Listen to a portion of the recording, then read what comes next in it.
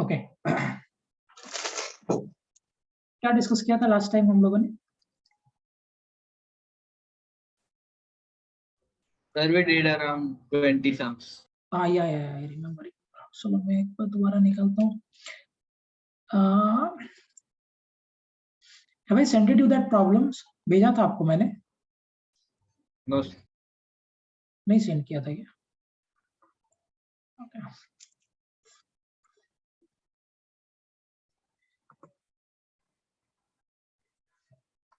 Let me see.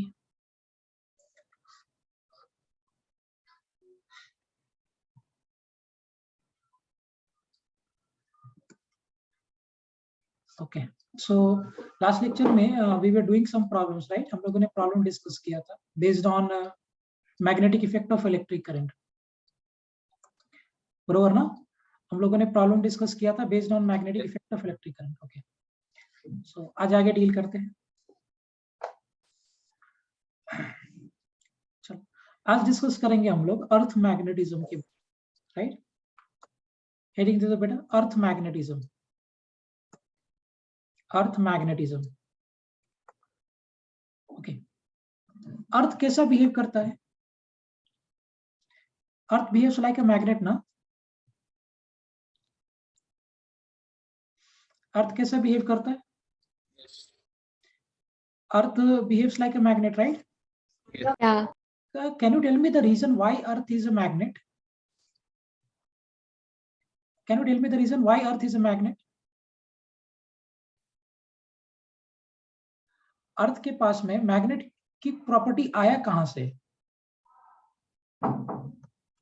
हाँ, अर्थ के पास में मैग्नेटिक प्रॉपर्टी कहां से आया?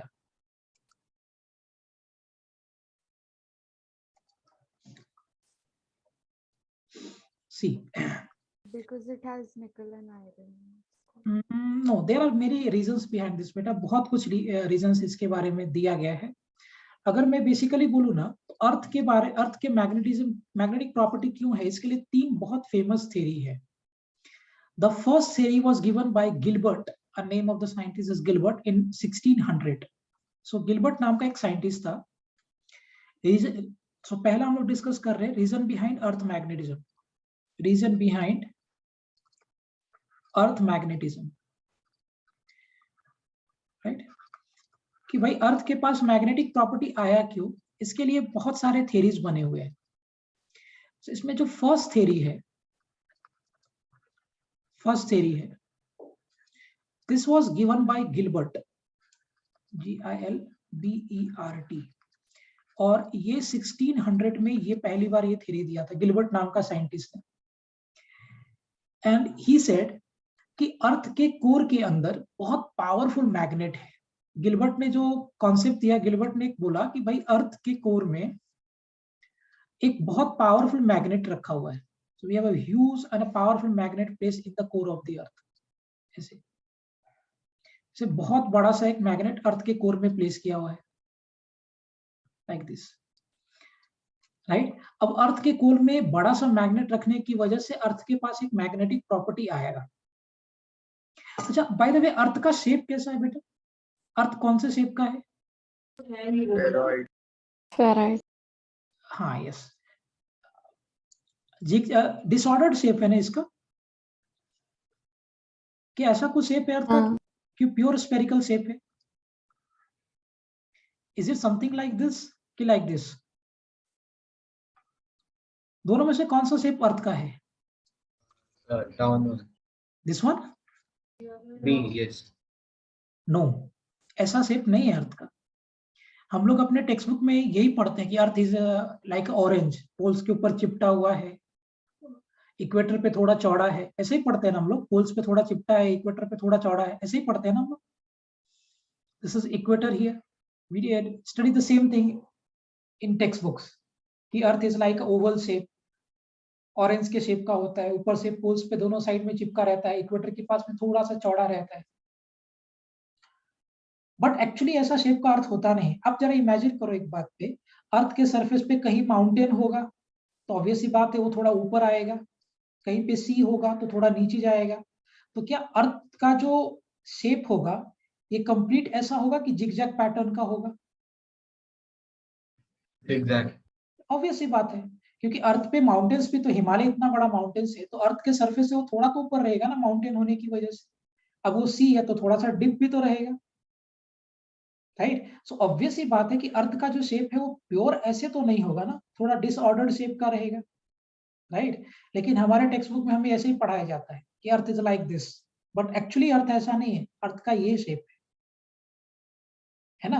इसमें हम पढ़ने के लिए एक अर्थ का मीन रेडियस लेते हैं और उसको हम एक स्फेरिकल शेप का ऐसे पकड़ लेते हैं मीन रेडियस लेके। एक्चुअली अगर आप मुझसे पूछोगे तो this is the correct shape, ये गलत शेप है। ओके, एम आई क्लियर बेटा? समझा सबको पॉइंट अर्थ के शेप के बारे में? Okay, this is the correct shape of the अर्थ। ऐसा नहीं होगा, अब लॉजिक से बात करेंगे हम लोग। अगर हम सोचे अर्थ पे तो माउंटेन्स होगा, ऑब्वियस ही बात है, वो थोड़ा नॉर्मल लेवल से थोड़ा ऊंचा रहेगा। इफ देयर इज सी तो थोड़ा वो नॉर्मल लेवल से थोड़ा नीचा रहेगा। तो how can it be like this, है ना? It is something like this. अब मैं एग्जैक्ट फिगर नहीं बना रहा हूँ, आई am saying the rough plot, but जो भी होगा वो ऐसा डिसऑर्डर्ड शेप का होगा, ऐसा कुछ होगा, ऐसा नहीं है यार। Make it very very clear. Okay, now Earth के पास मैग्नेटिक प्रॉपर्टी क्यों है, इसको सबसे पहली बात गिलबर्ट नाम के साइंटिस्ट ने पहली बार एक्सप्लेन किया। और गिलबर्ट ने क्या बोला कि भाई अर्थ के कोर में एक बहुत बड़ा सा मैग्नेट है, and due to that very strong magnet earth has a magnetic property, right? लेकिन इवेंचुअली बाद में चल के इस थ्योरी को डिस्कार्ड कर दिया गया। क्यों डिस्कार्ड कर दिया गया होगा? Can anyone tell me the reason? कोई प्रूफ नहीं था। प्रूफ नहीं था, that is one. And what can be the other reason of this? See अच्छा, अर्थ मैग्नेट बेसिकली होता कैसे है? मैग्नेट बेसिकली है क्या? आप देखते हो, अगर आप वो मैग्नेट को लेके जाओ और आयरन के नेल के पास में मैग्नेट को रख दो, तो क्या वो मैग्नेट आयरन के नेल को चिपका लेगा, खींचेगा हाँ। उसको? अब वो मैग्नेट को आप प्लास्टिक के सामने रख दो या वुड के सामने रख दो, क्या उसको चिपका पाएगा? नहीं। तो भैया मैग्नेट को कैसे समझ रहा है कि मेरे सामने आयरन है कि मेरे सामने प्लास्टिक है? वो मैग्नेट के पास थोड़ी कोई ब्रेन है, ना कोई प्रोसेसर लगा हुआ है, ना कोई सीपीयू है। So how that magnet is understanding the fact कि मेरे सामने रखा क्या है? आयरन रखा है, प्लास्टिक रखा है, वुड रखा है, क्या रखा है? ये उसको कैसे समझ रहा है, राइट? इसका मतलब कि माइक्रोस्कोपिक लेवल पे मैग्नेट के पास कुछ ना कुछ ऐसा होगा जो वो आयरन को खींच पा रहा है और प्लास्टिक को नहीं खींच पा रहा है। Getting the fact point what I'm saying? Magnet is attracting iron, but magnet is not attracting plastic या wood, उसको नहीं खींच रहा है वो magnet. Now my point is कि why not it is attracting wood या iron, sorry wood या plastic? मैग्नेट के पास माइक्रोस्कोपिक लेवल पे उसके इलेक्ट्रॉन सब एक ही डायरेक्शन में। सुपर्ब, एक्सीलेंट विषय, मैंने बताया था ना ये पॉइंट पहले कभी। हाँ। हाँ, क्योंकि इलेक्ट्रॉनिक कॉन्फ़िगरेशन मैग्नेट में सब, अगर 10,000 मान लो एटम्स है, हालांकि 10,000 नहीं होगा, एक मोल में ही एवोगाड्रो नंबर के बराबर होता है, 6.023 into 10⁻23 इतना एटम्स होते हैं। But let's say for the example that if any substance is having 10,000 atoms, तो 10,000 atoms में से 9,000 atoms का इलेक्ट्रॉनिक स्पिन सेम ऑर्डर में होना चाहिए, तभी वो मैग्नेट होगा, बराबर? मैक्सिमम एटम्स का इलेक्ट्रॉनिक स्पिन सेम ऑर्डर में होना चाहिए। अब सोचो, अगर मैं उस सब्सटेंस को वेरी वेरी हाई टेम्परेचर में प्लेस कर दूं, वेरी हाई टेम्परेचर में, तो क्या उसका इलेक्ट्रॉनिक स्पिन डिसऑर्ड होगा? अगर मैं उस मैग्नेट को वेरी हाई टेम्परेचर में प्लेस कर दूं, तो क्या उसका इलेक्ट्रॉनिक स्पिन डिसऑर्ड होगा? हाँ। राइट? अब सेम वे में अगर मैं सेम लॉजिक यहां लगाऊं, अगर अर्थ के कोर में इतना बड़ा मैग्नेट अगर रखा भी होता, तो क्या हाई टेम्परेचर की वजह से इस मैग्नेट के इलेक्ट्रॉनिक स्पिन डिस्टर्ब होता और इवेंचुअली बाद में चल के इस मैग्नेट को डीमैग्नेटाइज हो जाना चाहिए था, मतलब अर्थ को अपना मैग्नेटिक प्रॉपर्टी लूज करना चाहिए था बाय दैट सेंस, बट ऐसा कुछ होता नहीं है, राइट। सो गिलबर्ट का ये कहना कि अर्थ के कोर में एक बहुत बड़ा मैग्नेट रखा हुआ है and because of that magnet that is having magnetic property can not be accepted of course, क्योंकि अगर बड़ा मैग्नेट रखा भी होता so due to high temperature and high pressure उसका इलेक्ट्रॉनिक स्पिन डिसऑर्ड होता, टूट जाता, और इलेक्ट्रॉनिक स्पिन टूटने की वजह से वो उसको धीरे धीरे डीमैग्नेटाइज होना चाहिए था, लेकिन ऐसा होता कुछ नहीं है, right. So therefore the theory given bye Gilbert was ignored. Am I clear?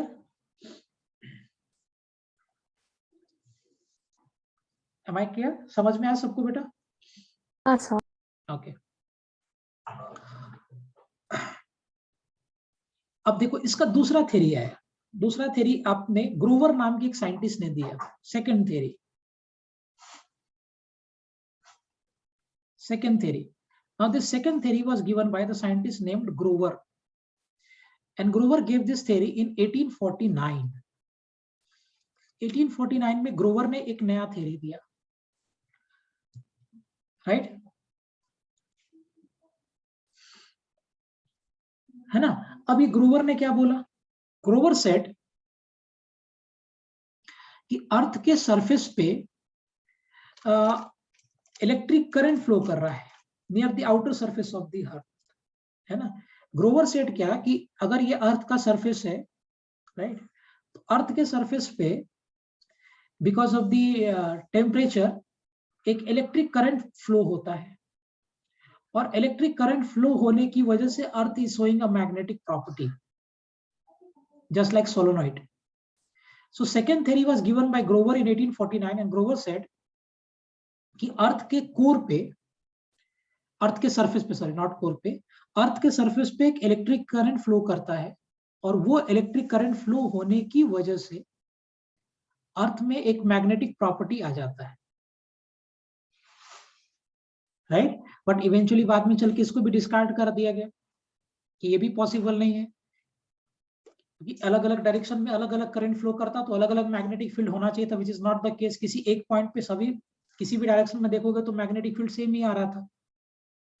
तो ग्रोवर का ये कहना कि अर्थ की आउटर सरफेस पे एक इलेक्ट्रिक करंट फ्लो होता है और उस इलेक्ट्रिक करंट की वजह से मैग्नेटिक फील्ड बनता है, इसको भी बाद में चल के डिस्कार्ड कर दिया गया। आई डिडंट अंडरस्टैंड डिस्कार्ड क्यों किया?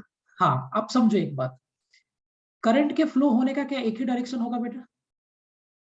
अब इस करंट एक ही डायरेक्शन होगा ना। अब ये करंट के फ्लो होने की वजह से एक डायरेक्शन होगा, तो इसकी वजह से भी मैग्नेटिक फील्ड एक ही डायरेक्शन में बनेगा, मान लो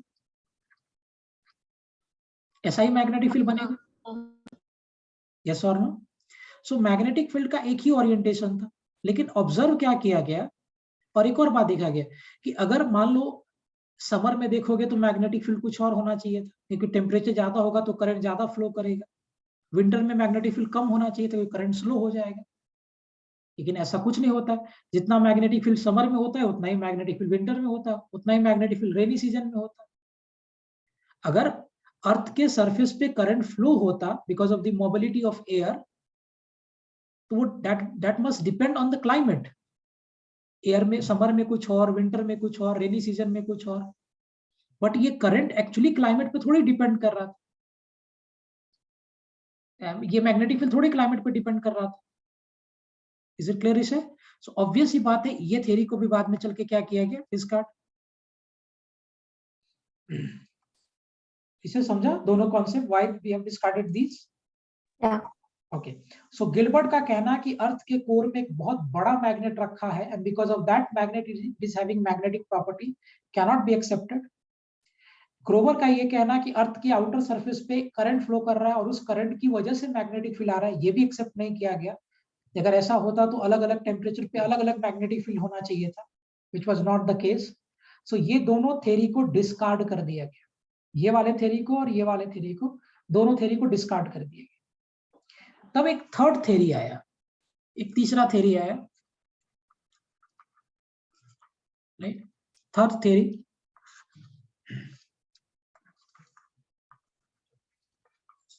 सोचो पहला जो थ्योरी दिया था बेटा वो सिर्फ 1600 में ही आया था। पहला थ्योरी अर्थ के मैग्नेटिज्म के बारे में एक्सप्लेन करने के लिए 1600 में ही आ गया था, है ना। ये जो थर्ड थ्योरी है इसमें बोला गया कि अर्थ के कोर में molten metals flow होता है in the plasma state, ये फ्लूइड के फॉर्म में. सो अर्थ के कोर में एक मोल्टेन मेटल फ्लो होता है और उस मोल्टेन मेटल के फ्लो होने की वजह से करंट बनता है, and because of that current there is a magnetic field. ये थर्ड थ्योरी है, right. Third theory suggest that कि अर्थ के कोर में मोल्टेन मेटल्स फ्लो होता है, and due to the flow of that molten metals it generates current, and due to that current there is a magnetic field. Am I clear? ये तीसरा theory है. So third theory suggested that अर्थ के core में molten metals flow होता है, and due to the flow of that molten metals it generates electric current, and due to that current it generates magnetic field. हालांकि इस theory में भी बहुत सारे ड्रॉबैक आ गए. आज तक टिल डेट मुझे क्लियर कट कुछ भी नहीं पता कि why earth has a magnetic property. ये थ्योरी भी प्रॉपर्ली एक्सप्लेन नहीं कर पाता मैग्नेटिक प्रॉपर्टी. इसमें भी बहुत सारे फ्लॉज हैं. डिटेल में जब आप जाके आप एनालाइज करोगे तो ये थ्योरी भी प्रॉपर्ली एक्सप्लेन नहीं कर पाता. So till date we don't know the reason behind the earth magnetism. इसमें क्या फ्लॉ था? बहुत कुछ, इसमें भी बहुत कुछ पता चला. अब अर्थ के कोर में अगर मोल्टेन मेटल्स फ्लो हो रहा है तो करंट किस डायरेक्शन में बह रहा है, राइट? कौन सा मेटल फ्लो हो रहा है, we don't have any idea.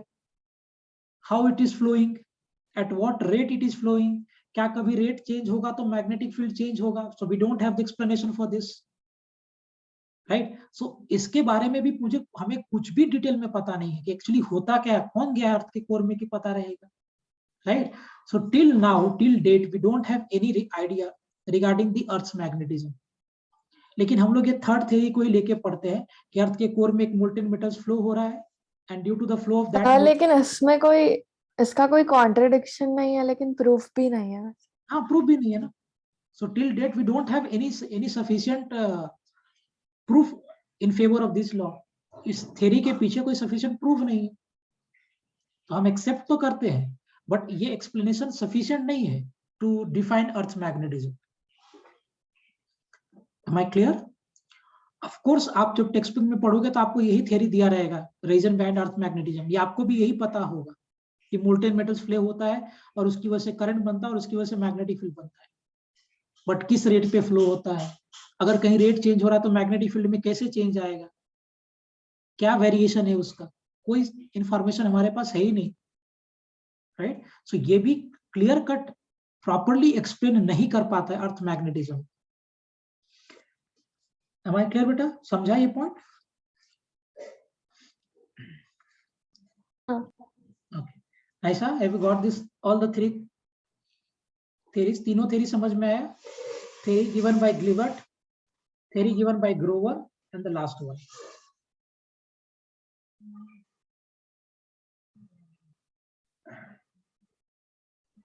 Who gave the last theory and when? Actually इसका एग्जैक्ट नाम नहीं पता मुझे बेटा. It was a group of scientist, I don't remember the name actually exactly. मैं बता दूंगा आपको बाद में.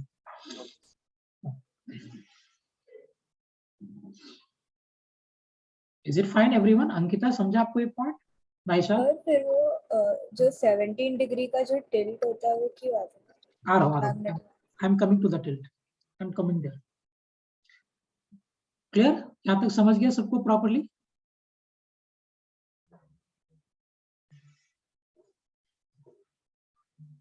समझ गया सबको? ओके. अब अर्थ के बारे में चलते हैं, थोड़ा इसका शेप को स्टडी करते हैं. नाउ सी, ये मान लो आपका अर्थ है, मैं इसको प्रॉपर्ली ऐसे लेता हूँ शेप का. सो ये अर्थ का जियोग्राफिकल नॉर्थ पोल है,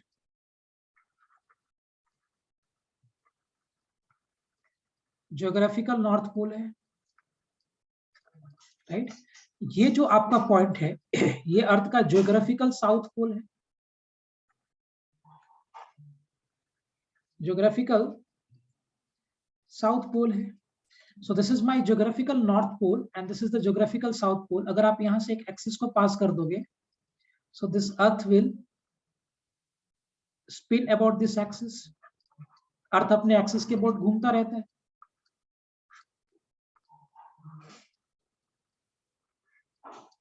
बराबर ना, अर्थ अपने एक्सिस पे क्या होता है, रोटेट करता रहता है। So this is what I am having geographical north pole, और ये मेरा ज्योग्राफिकल क्या है, साउथ पोल है। ये ज्योग्राफिकल नॉर्थ पोल और ये ज्योग्राफिकल साउथ पोल, और अर्थ अपने एक्सिस के अबाउट क्या हो रहा है बेटा, रोटेट कर रहा है, घूम रहा है। Is it fine? ऐसे ही होता है ना, अर्थ एक रोटेशन कितनी देर में कंप्लीट करता है, 24 आवर्स। 24 आवर्स। सो इसका एंगुलर वेलोसिटी कितना हो जाएगा ओमेगा अर्थ का? ओमेगा क्या होता है बेटा, do remember this, 2 pi by time period. हाँ sir. Okay, I have told the formula. जैसे लीनियर वेलोसिटी होता है डिस्टेंस बाय टाइम, वैसे एंगुलर वेलोसिटी होता है angular displacement by time. So omega is equal to 2 pi by T. So omega कितना हो जाएगा, 2 into pi 24 into 60 minute into 60 seconds, right. So अगर मैं इसका कैलकुलेट करूं, आई यूज द कैलकुलेटर। बहुत छोटा होता है अर्थ का ओमेगा। देखो अर्थ कितना स्लो घूमता है अपने एक्सिस पे। सो अगर हम यहाँ से कैलकुलेट करें by using the calculator, so it will be 86,400. 2 into 3.14, 6.28 divided by 24 into 60 into what, 60. So अर्थ का जो ओमेगा होगा, एंगुलर वेलोसिटी होगा, दिस इज 0.0020 2 और 0 4 0 7 2 6 8 5 2 है इसके आगे, रेडियन पर सेकेंड। ये अर्थ का ओमेगा है, एंगुलर वेलोसिटी है 0.0000 4 जीरो, so 0.00007268 रेडियन पर सेकंड। देखो अर्थ कितना स्लो घूम रहा है अपने एक्सिस पे, right. So earth is rotating about this axis, अपने एक्सिस पर अर्थ घूम रहा है with this angular velocity 0.00007268 radian पर सेकेंड, राइट। अब अर्थ के कोर में अगर हम मैग्नेटिज्म को समझे तो ऐसे एज्यूम करो कि सर अर्थ रेडियन को मीटर में कैसे कन्वर्ट करते हैं? नहीं कन्वर्ट कर सकते बेटा, रेडियन को डिग्री में कर सकते हैं। Radian is a unit for angle measurement. Okay. याद है हमने डिस्कस किया था। हाँ हाँ हाँ, यस सर। तो ये एंगल का मेजरमेंट है, मतलब एक सेकंड में अर्थ 1 डिग्री भी नहीं घूमता, इतना रेडियन घूमता है, right. 180 degree is equal to pi radian होता है। पाई के मतलब 3.14 अगर आप रफली लोगे तो 180 डिग्री उतने रेडियन के बराबर होता है। So, एक सेकंड में अर्थ इतना रेडियन घूमता है। अब ये मेरा अर्थ हो गया। लेट से अर्थ के कोर में समझने के लिए हम एक मैग्नेट को प्लेस कर देते हैं, राइट। अब ये इसका मैग्नेटिक लाइन हो गया, ये इसका मैग्नेटिक लाइन हो गया ऐसा। अब अर्थ का जहां पे ज्योग्राफिकल नॉर्थ पोल है, वहां पे अर्थ का मैग्नेटिक साउथ पोल होता है। So here we have magnetic south pole, इस वाले पॉइंट पे वी हैव साउथ। और अर्थ का जहां पे ज्योग्राफिकल साउथ पोल है, वहां पे अर्थ का मैग्नेटिक नॉर्थ पोल होता है, right. So here we have, यहां पे जो आपका आएगा magnetic south pole, magnetic south pole, right. और यहां पे मेरे पास होता है मैग्नेटिक नॉर्थ पोल। ध्यान रखना, magnetic north pole. So the place where we have geographical south north pole, वो उसके बाजू में आपका मैग्नेटिक साउथ पोल होता है। और जहां पे मेरा ज्योग्राफिकल साउथ पोल है, वहां पे मेरा मैग्नेटिक नॉर्थ पोल होगा। इज इट क्लियर बेटा? कन्वेंशनली ये देखा गया है।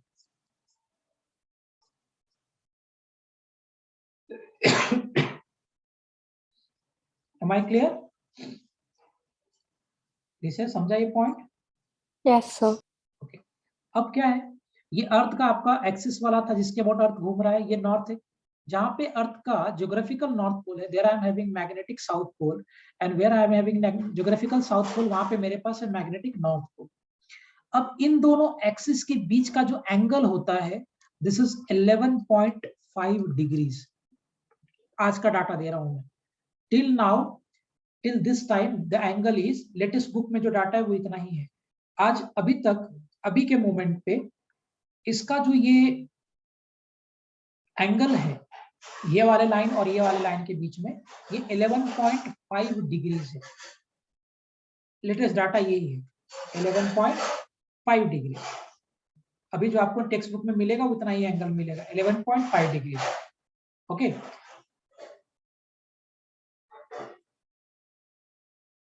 नाइस, गेटिंग द पॉइंट बेटा। 11.5 डिग्रीज इज द एंगल।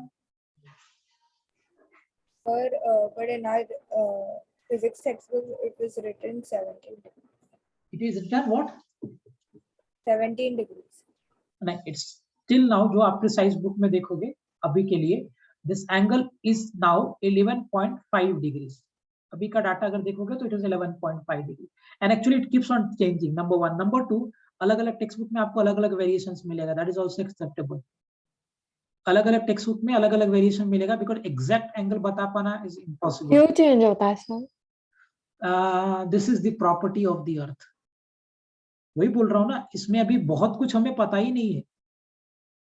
हम लोग as a scientist they are searching for the universe, लेकिन अर्थ में क्या क्या हो रहा है और क्यों हो रहा है अभी वही आंसर हमारे पास नहीं है। तो यूनिवर्स में कहाँ जा रहे हैं, राइट? अर्थ का क्या क्या फेनोमेनाज है कुछ आइडिया नहीं है बेटा, इसमें कुछ भी पता नहीं है। व्हाई इट इज चेंजिंग, कुछ लोग बोलते हैं कि मोल्टेन मेटल्स बेंड हो जाता है, जैसे रिवर बेंड होता है, इसकी वजह से हो रहा है। कुछ भी थेसिस है, but what is the precise answer no one can say. Am I clear?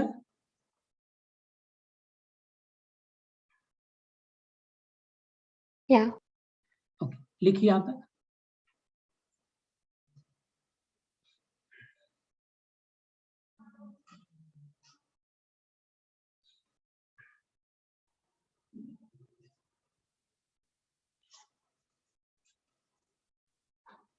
.3 11.5 होता है एंगल अभी इसका, लेटेस्ट फिगर यही है 11.3 या 11.5 के आसपास।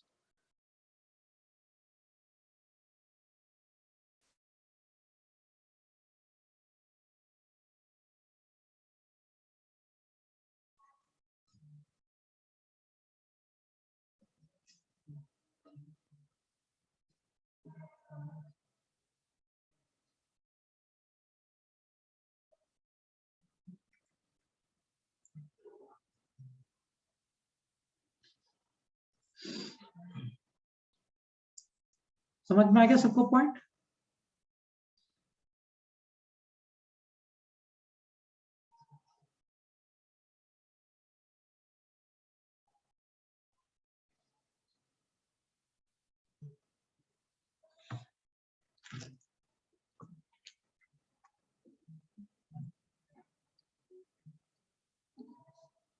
And this angle is keeps on changing, ये एंगल चेंज होता रहता है टाइम पे।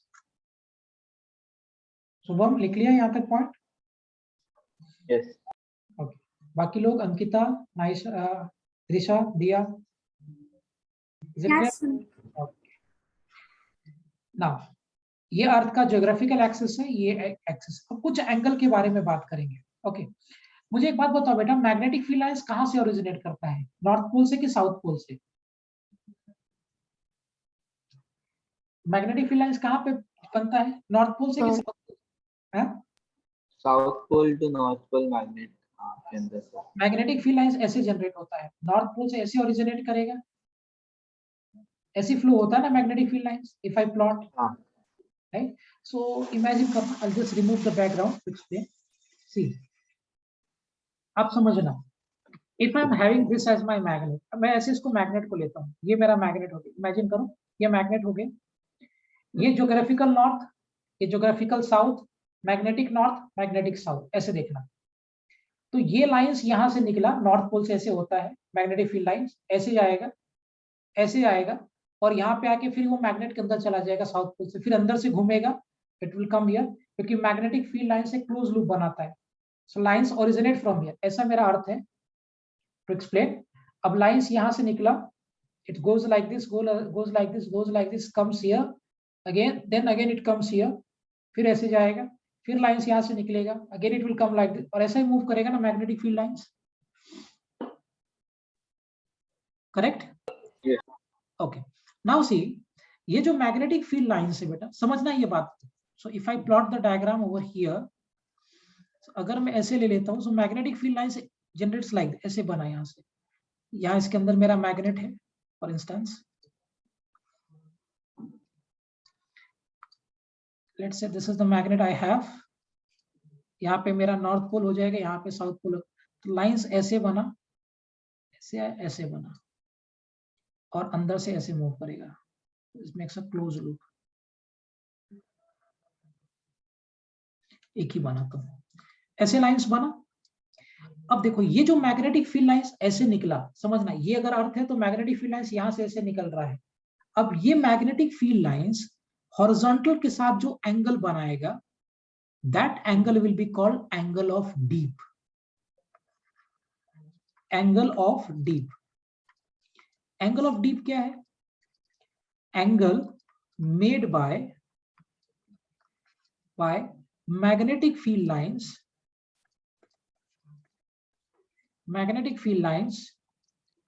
from horizontal magnetic field lines horizontal के साथ जो एंगल फॉर्म करेगा, that angle will be called angle of deep। सोचो ये मेरा ऐसा अर्थ है, यहाँ से मैग्नेटिक फील्ड लाइन ऐसे आया, ऐसे आया, ऐसे आया, ऐसे जाएगा, ऐसे घूम के वापस आ जाएगा, and then again it will come back। So lines came like this, came like this, came like this, ऐसे लाइंस गया, ऐसे आया, again came back। अब ये मैग्नेटिक फील्ड लाइंस जो हॉरिजॉन्टल के साथ एंगल फॉर्म करेगा, that angle will be called angle of deep। सबको एनालाइज हुआ बेटा? ये एनालाइज होना चाहिए तभी बात बनेगा। इसे समझा एंगल ऑफ डीप? हाँ। Okay, angle of deep is the angle made by magnetic field lines with horizontal. Lines ऐसे आया, सी ये अर्थ है मेरा, लाइंस यहां से निकला, ऐसे निकला, lines will come like this, come like this, ऐसे लाइंस बेंड हुआ, ऐसे आ गया, ऐसे आ गया। हर पॉइंट पे डिफरेंट होएगा ना? हर पॉइंट पे डिफरेंट होगा, बिल्कुल हर पॉइंट पे डिफरेंट होगा। अब मुझे एक बात बताओ, मैग्नेटिक फील्ड लाइंस ये एंगल ऑफ डीप जीरो कब होगा? पोल पे जीरो होगा कि इक्वेटर पे जीरो होगा?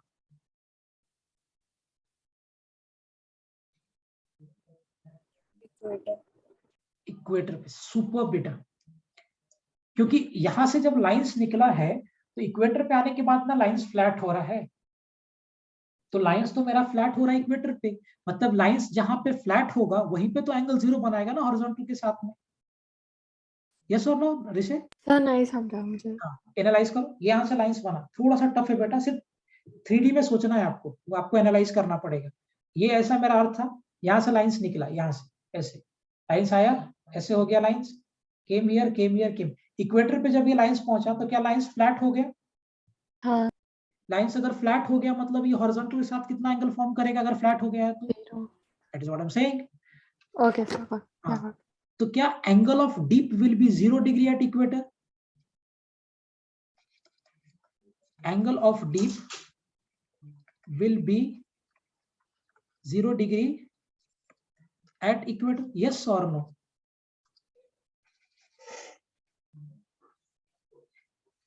क्या मेरा एंगल ऑफ डीप 0 डिग्री होगा इक्वेटर पे? हाँ। ओके, अच्छा 90 डिग्री कहाँ होगा? इक्वेटर पे होगा कि पोल्स पे होगा? पोल। हाँ, अब समझ गया तुम लोग।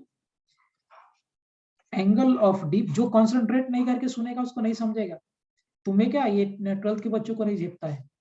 Angle of dip will be 90 degree at poles, बरोबर ना? अब खुद सोचिए, ऐसे यहां से आया लाइंस, अब यहां से लाइंस आया तो देखो पोल्स पे लाइंस ऐसे परपेंडिकुलर हो गया, तो अगर परपेंडिकुलर हो गया तो हॉरिजॉन्टल के साथ कितना एंगल फॉर्म करेगा? Course 90 degree, right? So angle of dip will be 0 degree at equator and angle of dip will be 90 degree at poles. Sir पर टिल्ट भी तो है, तो ज्योग्राफिक पोल्स और ज्योग्राफिक इक्वेटर पे नहीं होगा ना? नहीं, मैग्नेटिक, ये सब मैग्नेटिक प्लेन में होगा बेटा, ये मैग्नेटिक प्लेन के बारे में बात करो, नॉट ज्योग्राफिकल। ऐसे नहीं, I am not saying about the geographical plane, I am saying about the magnetic planes. Good, nice, very good point, बरोबर है। हम किस प्लेन में बात कर रहे हैं? मैग्नेटिक प्लेन में बात कर रहे हैं कि ज्योग्राफिकल प्लेन में बात कर रहे हैं? मैग्नेटिक। हाँ, समझा शुभम? ये पूरा एंगल्स का कॉन्सेप्ट क्लियर हो गया डीप में? यस। ओके, बाकी लोगों को क्लियर है? अंकिता, इज इट फाइन बेटा? Yes sir. ओके, चल आगे बढ़ते हैं।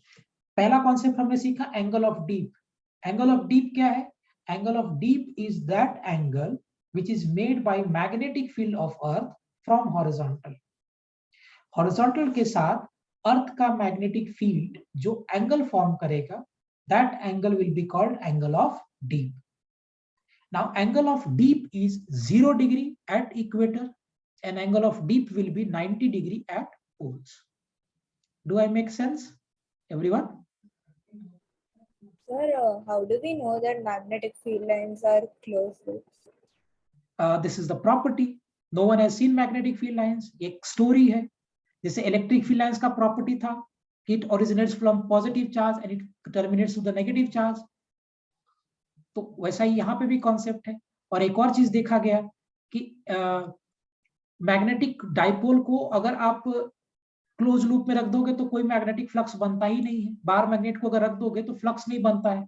फ्लक्स नहीं बन रहा है इसका मतलब नेट लाइंस 0 है, मतलब जितना लाइंस जा रहा है उतना ही लाइंस वापस आ रहा है. Therefore it is making a close loop. Correct. And one more thing नाइसा, ये सब हाइपोथेटिकल रिप्रेजेंटेशन है. जैसे electric field lines is also hypothetical representation, same way में magnetic field lines is also hypothetical representation. Is it clear beta? But this can be explained by the concept of magnetic flux. अगर आप किसी भी close surface में एक bar magnet को रख दोगे तो नेट फ्लक्स 0 होगा. इंप्लाइज जितना लाइंस जा रहा था उतना ही लाइंस आ रहा है. Therefore it is making a closed loop.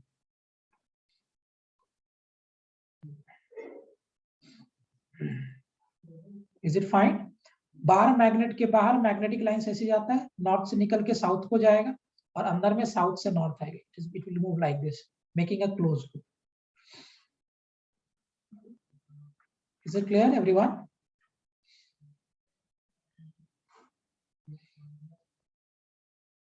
ऐसा क्लियर बेटा, समझा ये पॉइंट? ओके. पहला कॉन्सेप्ट सीखा हमने एंगल ऑफ डीप का. What is angle of deep? Angle of deep is the angle made by earth magnetic field with horizontal. अब देखिए एक कॉन्सेप्ट और सीखते हैं. मान लो कि ये मेरा अर्थ है. हम लोग अर्थ के कहाँ, ऊपर रहते हैं कि अंदर रहते हैं? ऊपर. गिरते क्यों नहीं? ग्रेविटी. तो ग्रेविटी किधर लगेगा? इधर mg नीचे लगेगा क्या? नहीं, centre of earth. Centre of, ऐसा लगता है mg. Okay.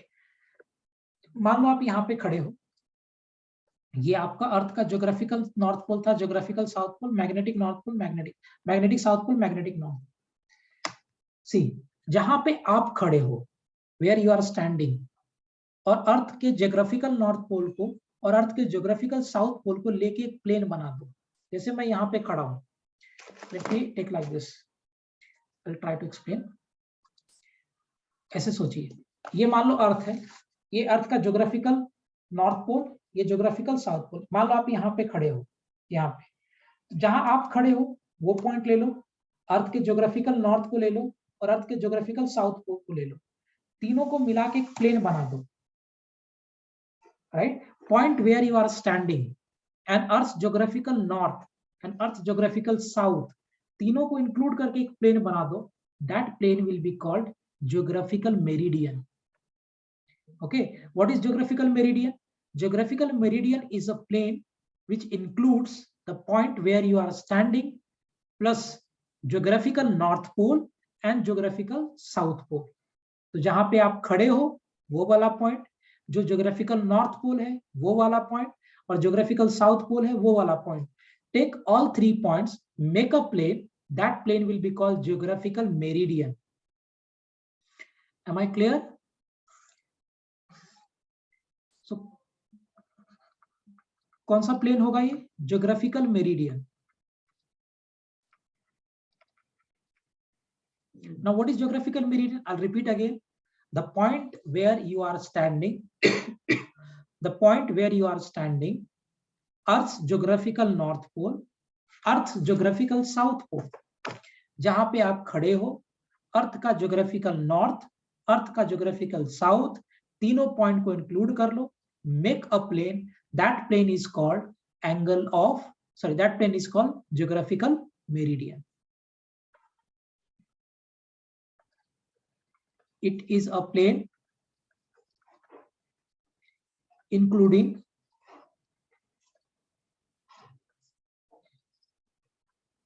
point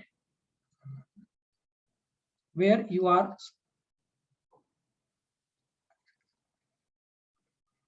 standing. It is a plane including point where you are standing. Geographical north,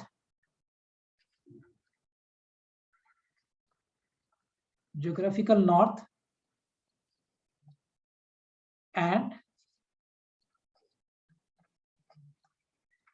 geographical south pole, right. So geographical meridian वो पॉइंट, वो प्लेन है जिसमें जहां पे आप खड़े हो, अर्थ का जो ज्योग्राफिकल नॉर्थ पोल है और अर्थ का जो ज्योग्राफिकल साउथ पोल है, include all the 3 points in a single plane, and when if you make a plane, that plane will be called geographical meridian. रिसे गेटिंग द पॉइंट बेटा? Geographical meridian समझा ढंग से? हाँ. ओके, बाकी सबको clear है? अंकिता, इज इट फाइन बेटा what I said? Yeah, sir. Okay. Diya, Trisha, clear both of you? Subham?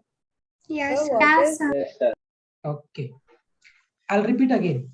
Sir, हाँ बेटा बोलो. sir, what does plane mean over here? Like, as in the surface of the earth or inside it? नहीं, the plane will be cutting the earth. Suppose it is earth ना बेटा, यहाँ पे आप खड़े हो, मान लो ऐसा अर्थ है. Here we are standing. Plane का मतलब एक rectangular surface ले लो. यहाँ पे आप खड़े हो, अर्थ का geographical north, geographical south. Take a plane in which all the 3 points will lie. ऐसे XY प्लेन होता है ना, वैसे एक प्लेन ले लो जिसमें ये तीनों पॉइंट एक साथ आ जाएगा. तीनों पॉइंट उसी प्लेन में आना चाहिए. प्लेन का मतलब सरफेस. एक ऐसे सरफेस बना दिया जिसमें वो जहां पे आप खड़े हो वो वाला पॉइंट भी है, अर्थ का ज्योग्राफिकल नॉर्थ पोल है और अर्थ का ज्योग्राफिकल साउथ पोल है. तीनों पॉइंट्स उसी प्लेन में आ रहे हैं. That plane will be called geographical meridian. Got it nice? Yeah. Okay. अब मुझे एक बात बताओ बेटा, अगर मैं अपना पोजीशन चेंज कर रहा हूं तो क्या ज्योग्राफिकल मेरिडियन भी चेंज करेगा? If I am changing the point, so will geographical meridian change कि remain Yes. same? Of course it will change. Change. अगर मैं यहाँ चेंज होगा ना, हाँ सर. अगर मैं यहाँ खड़ा हूँ तो geographical meridian will be like this. अगर मैं यहाँ खड़ा हूँ तो geographical meridian ऐसे हो जाएगा. अगर मैं यहाँ खड़ा हूँ तो geographical meridian ऐसे हो जाएगा. So if you'll be changing the points, then of course geographical meridian will also change. अब उसी तरीके से एक और होता है which is called magnetic meridian. Magnetic meridian. अब ये क्या है भाई? ऑब्वियस सी बात है, ये वो प्लेन है जहां आप खड़े हो वो ले लो, अर्थ का मैग्नेटिक नॉर्थ और अर्थ का मैग्नेटिक साउथ, इसको इंक्लूड कर लो. So it is a plane consisting of the point where you are standing plus magnetic north pole and magnetic south pole. Include these 3 points. और इन तीनों पॉइंट्स को इंक्लूड करने के बाद जो प्लेन बनेगा, that plane will be called magnetic meridian. Right? So magnetic meridian is a plane which includes the point where you are standing plus magnetic north and magnetic south pole. इन तीनों points को include करके make a plane, that plane will be called magnetic meridian. So it is a plane including point where you are standing, magnetic north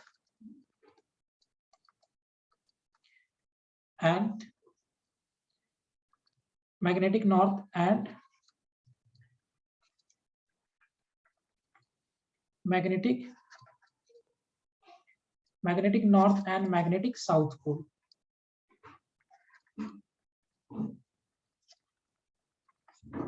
जिस point पे आप खड़े हो plus अर्थ का मैग्नेटिक नॉर्थ, अर्थ का मैग्नेटिक साउथ, इन सभी को इंक्लूड करके make a plane, that will be called magnetic meridian.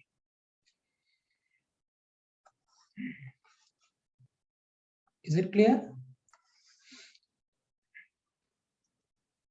Lisa, is this point very clear, beta? Okay, great.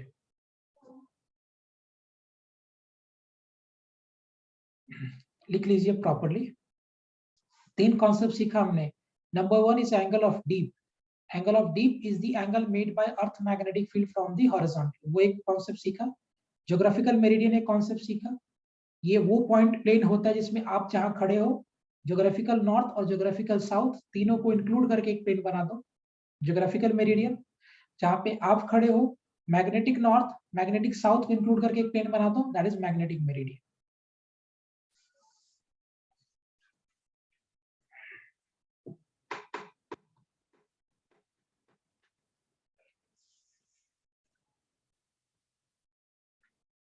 Is it clear? Naisha, समझा बेटा ये तीनों points properly? Yes, sir. Okay. अब तुमसे पूछता हूं, देखते हैं कौन सोच के बताना है। अर्थ का मैग्नेटिक फील्ड उस पॉइंट पे कौन से प्लेन में रहेगा? Earth magnetic field at that point will be in which plane? Will it be in geographical meridian की मैग्नेटिक मेरिडियन? उस पॉइंट पे अर्थ का जो मैग्नेटिक फील्ड होगा, उस पॉइंट पे अर्थ का जो मैग्नेटिक फील्ड होगा वो कौन से प्लेन में होगा? Will it be in geographical meridian की magnetic meridian at that point? Magnetic. Why, Shubham?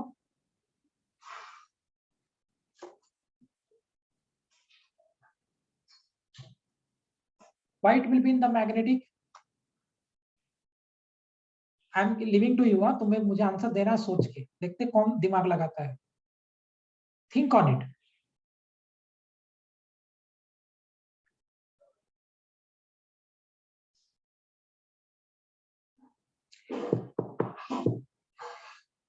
ऋषि, कौन सा प्लेन में होगा उस पॉइंट पे magnetic field? Will it be in the geographical की मैग्नेटिक?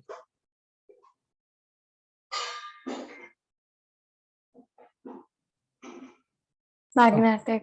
Of course मैग्नेटिक बेटा। क्योंकि मैग्नेटिक फील्ड मैग्नेटिक नॉर्थ से मैग्नेटिक साउथ फ्लो करता है। Absolutely right. So magnetic plane magnetic meridian में तो ये आपने मैग्नेटिक नॉर्थ और मैग्नेटिक साउथ पोल को इंक्लूड किया है ना।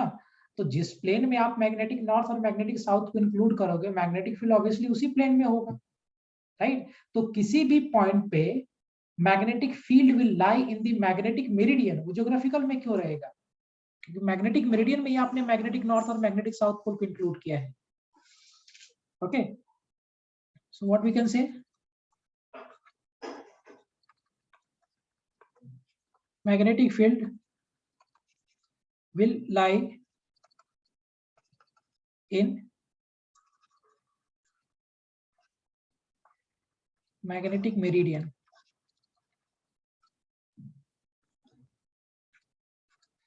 Magnetic field will lie in magnetic meridian at that point, है ना? उस पॉइंट पे मैग्नेटिक मेरिडियन में ही मैग्नेटिक फील्ड रहेगा।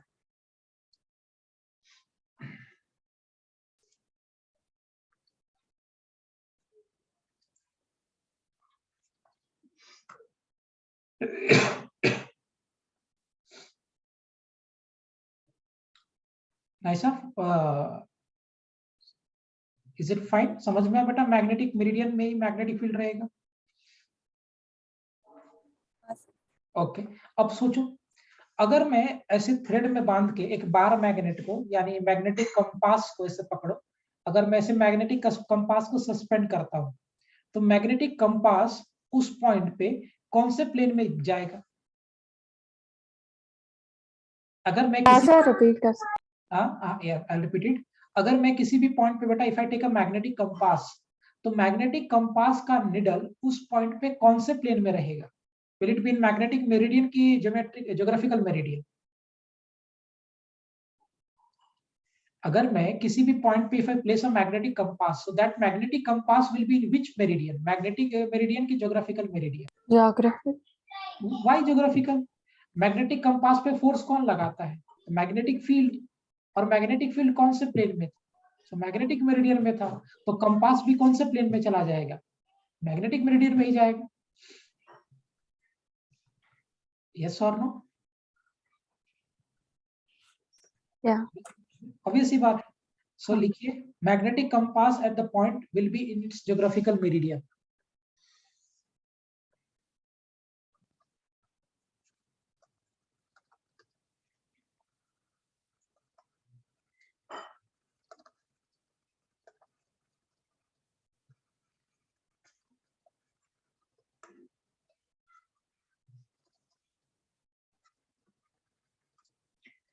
Magnetic compass will lie in magnetic meridian.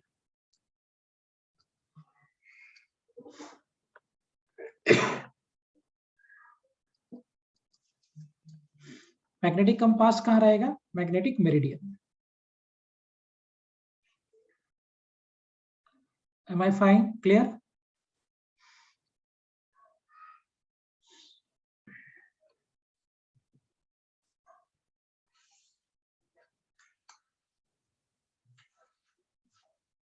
Clarity है सबको?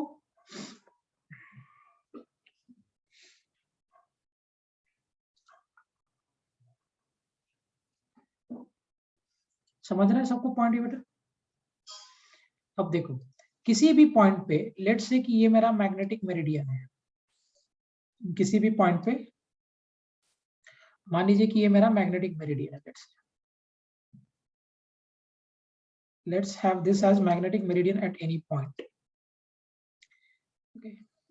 किसी भी पॉइंट पे ये मेरा मैग्नेटिक मेरिडियन है मान लेते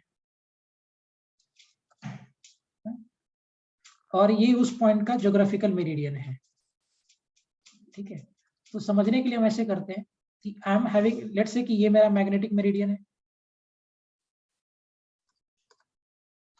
किसी एक पर्टिकुलर पॉइंट पे और ये मेरा ज्योग्राफिकल मेरिडियन है मान लो उसी पॉइंट पे.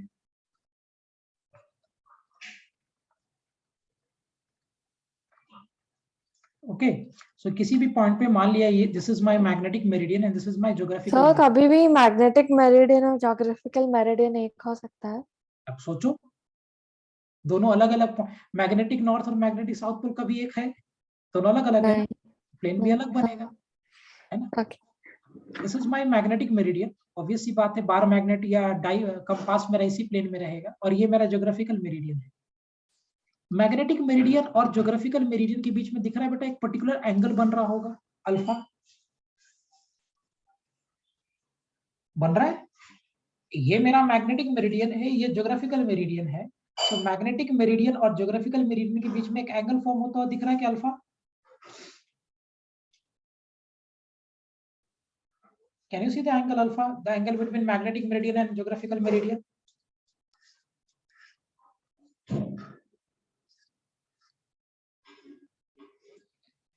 Yes or no? This angle alpha is called angle of declination.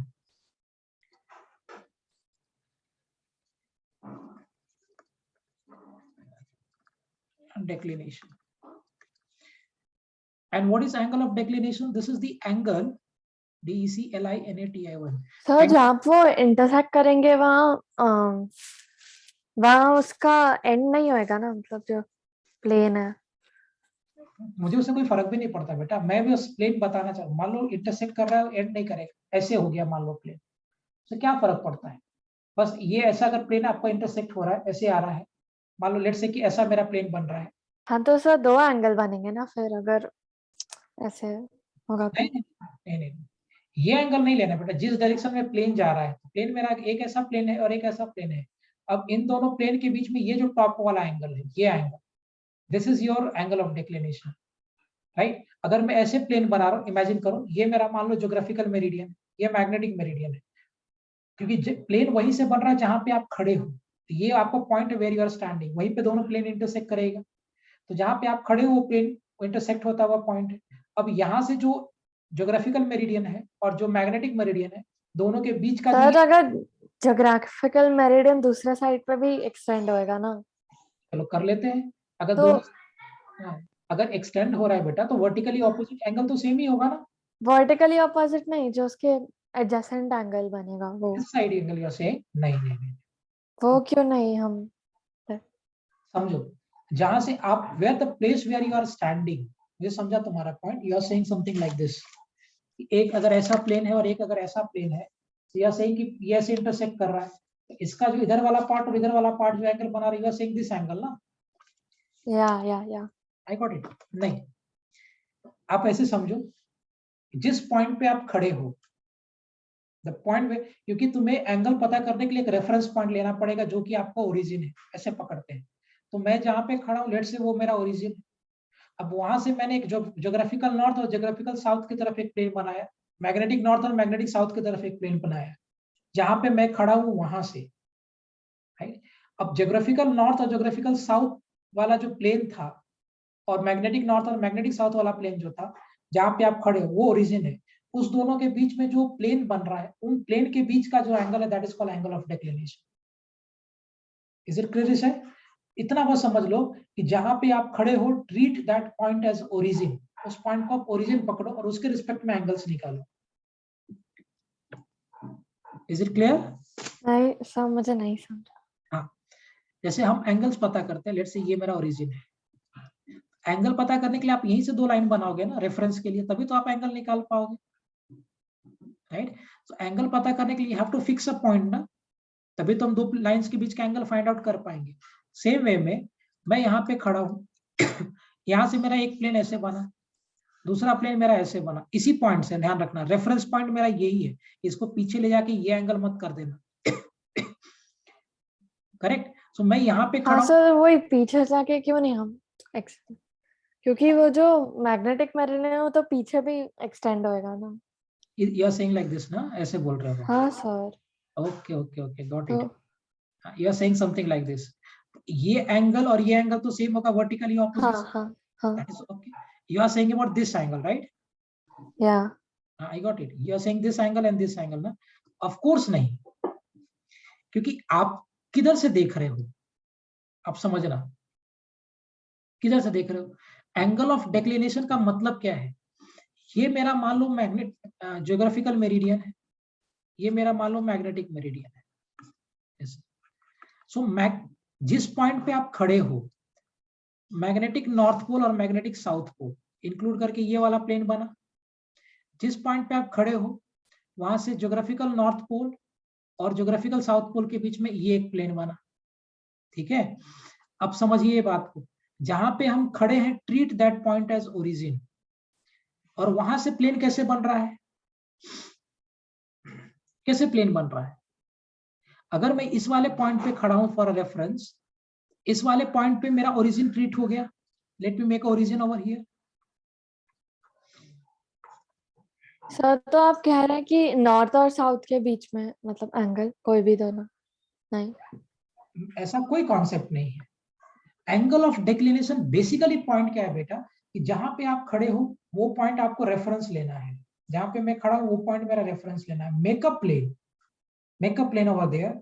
अब उस पॉइंट पे जब आप प्लेन बना रहे हो, उस पॉइंट को रेफरेंस लेके जो प्लेन बन रहा है आपका, क्योंकि अगर आप प्लेन ऐसे बना रहे हो तो एक प्लेन मेरा ये बना ज्योग्राफिकल मेरिडियन का प्लेन, और एक प्लेन मेरा ये बना मैग्नेटिक मेरिडियन का प्लेन, बरोबर? अब ये जो दोनों प्लेन बना, इन दोनों प्लेन्स के बीच का एंगल मुझे चाहिए। I want to have this angle, या ये वाला एंगल। ये एंगल और ये एंगल सेम होगा ना भाई, वर्टिकली ऑपोजिट।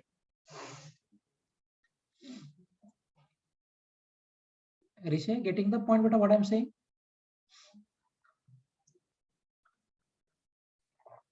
नहीं सर मुझे नहीं समझ आ रहा। समझा? तुम्हें तुम्हारे दिमाग में ये एंगल बैठ गया हाँ और ये एंगल बैठ तो गया। अगर वो भी तो दोनों डिफरेंट प्लेन है जो हाँ? यहाँ ज्योग्राफिकल नॉर्थ और मैग्नेटिक नॉर्थ भी तो मतलब मैग्नेटिक मेरिडियन और ज्योग्राफिक मेरिडियन है, तो उनके बीच का एंगल क्यों नहीं ऐसा? एक याद है, एक वेक्टर में हमने डिस्कस किया था कि जब हम वेक्टर्स के बीच का एंगल निकालते हैं तो दोनों का टेल कोइंसाइड करना चाहिए, या दोनों का हेड कोइंसाइड करना। Do you remember that concept?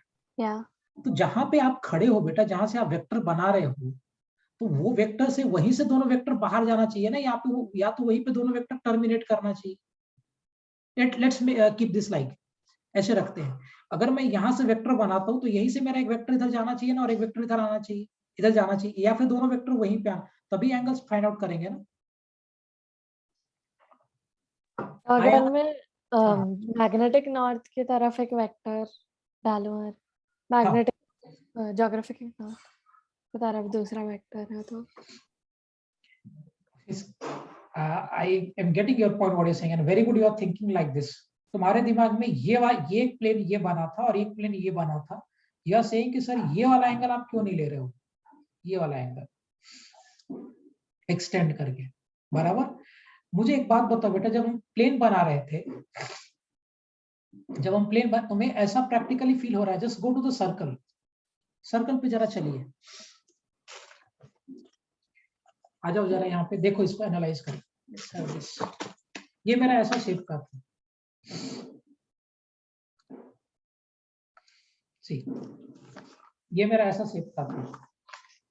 ठीक, यहाँ पे हम खड़े थे ना. ये मेरा ज्योग्राफिकल नॉर्थ और geographical south. Let me make a plane like this. तो क्या एक प्लेन ऐसे जाएगा, one plane will go like this, ऐसा एक प्लेन हो जाएगा इसको पास करके. ठीक, अब एक प्लेन मेरा ऐसा हो गया, इसको पास करके आया. यहाँ पे हम खड़े हैं, we are standing right here, right. हम लोग यहाँ पे एग्जैक्टली खड़े हैं. ये मेरा geographical north, geographical south, include करो तीनों को एंड मेक अ प्लेन. एक प्लेन ऐसे चला गया. नाउ यहाँ से थोड़ा टिल्टेड एक दूसरा लाइन रहेगा, यहाँ से टिल्टेड एक दूसरा लाइन रहेगा. व्हाट यू आर सेइंग ना बेटा, you are saying right with respect to the linear planes, but it's a sphere. Analyse करो ये बात को, स्फीयर हम ले रहे हैं. यहाँ पे ज्योग्राफिकल नॉर्थ, ज्योग्राफिकल साउथ थोड़ा सा टिल्ट होकर मैग्नेटिक नॉर्थ, मैग्नेटिक साउथ होगा. ऐसे थोड़ा सा 11.5 डिग्री से टिल्टेड होता है. अब यहाँ पे इंक्लूड करके क्या प्लेन बना दो. तो ये आपका वो वाला प्लेन था, ये आपका ऐसा प्लेन है. तो दोनों के बीच का एंगल यही होगा ना alpha. How can you take this angle as a reference. एक प्लेन में ऐसे बना रहा हूं, एक प्लेन में ऐसे बना रहा हूं, तो दोनों प्लेन के बीच का एंगल यही होगा ना. Think with the logic. Sir तो हम हमेशा नॉर्थ और साउथ के बीच में ही लेंगे ना एंगल. अब ऑफ कोर्स लेंगे. जैसे देखो, ये मेरा ज्योग्राफिकल नॉर्थ, ये मेरा geographical south. Let me say कि we are standing at a point here. मुझे 2D में ही बनाना पड़ेगा, I have to analyse in 3D. तो कैसा प्लेन बनेगा तीनों को इंक्लूड करके. Will this plane be something like this. क्या ये प्लेन कुछ ऐसा होगा. ओके, नाउ सी, यहाँ पे मेरा दूसरा मैग्नेटिक और ये एक ऐसा. अभी थोड़ा सा सोचना पड़ेगा कोई प्लेन के लिए. कैसा प्लेन बनेगा इसको अगर मैं इंक्लूड कर दूं तो. सी, ऐसे पॉइंट्स आप लेना है आपको. Let me remove this. ऐसे आपको पॉइंट लेना है. कैसा प्लेन बनेगा. I can plot in 2D only. I have no option to plot in 3D. Sir, I understood now. हाँ, पक्का. हाँ, समझ गया. कैसे समझा बताओ जरा, एक्सप्लेन करके. जो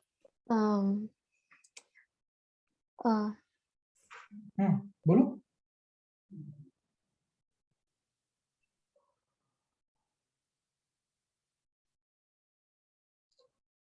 Yes, Rishi. Sir, I'm not getting how to explain, but I understood the concept. Okay, I'll plot here. Let's see if you can use this figure or not. ऐसे हमने पॉइंट्स ले लिए. एक प्लेन तो ये हो जाएगा.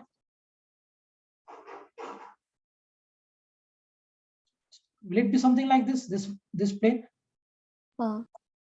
अब मुझे बताओ दोनों प्लेन के बीच का एंगल क्या है. अब फिगर आपको देख के समझना पड़ेगा. I can't plot in 3D. We'll have to go by 2D only. I have no other option. क्या यही एंगल है. हाँ. Now you are saying कि इसको आप कैसे पीछे प्रोड्यूस करोगे. करेक्ट, यही होगा ना आपका एंगल दोनों प्लेन्स के बीच का. That is what I'm saying. अभी आप जो आप सोच रहे थे वो लाइन के कॉन्सेप्ट में सोच रहे थे बेटा, और वो भी आप तब सोच रहे थे जब हम प्लेन पे लाइंस बना रहे थे. ऑफ कोर्स ये वाला एंगल, ये एंगल अलग होगा, but think on the sphere. One is line is like this, another line is passing through like this. कुछ अलग टाइप से पास हो रहा है. एक ऐसे हो गया और एक ऐसे चला गया. एक ही एंगल फॉर्म होगा ना ऑफ कोर्स उस पॉइंट की तरफ. हाँ सर, समझा. ओके, एंगल ऑफ डिक्लिनेशन क्या था, आप ऐसे एनालाइज करो. What is angle of declination? Angle of declination is the angle which is made by magnetic meridian with geographical meridian. So किसी भी given point पे जो magnetic meridian और geographical meridian के बीच का angle बनेगा, that angle will be called angle of declination. ऐसा आपको समझा था ये पॉइंट बेटा एंगल के बारे में? हाँ sir. Sir, but will that angle always be 11.5? No, it will change. Of course it will change, because as you are changing the points, the planes are changing, and as planes are changing, the angles will also change. 11.5 degree is the angle which is made by magnetic meridian and geographical meridian with respect to center. See, it was the angle from center. कहाँ plot किया मैंने? हाँ, दिख रहा है? अगर मैं location change करूंगा तो geographical meridian and magnetic meridians will change, and therefore that angle of declination will change. Is it okay?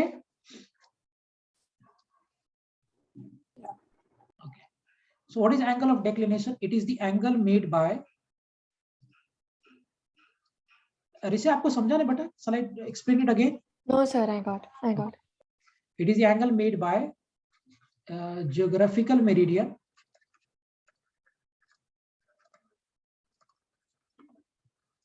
and थोड़ा सा सोचना पड़ेगा बेटा ये, क्योंकि थोड़ा सा 3D का फिगर है, so you have to work on it. मेरा ड्राइंग तो it is the angle made by geographical meridian and magnetic meridian at a point. किसी भी पॉइंट पे geographical meridian और magnetic meridian के बीच का जो एंगल बनेगा, that angle will be angle of declination.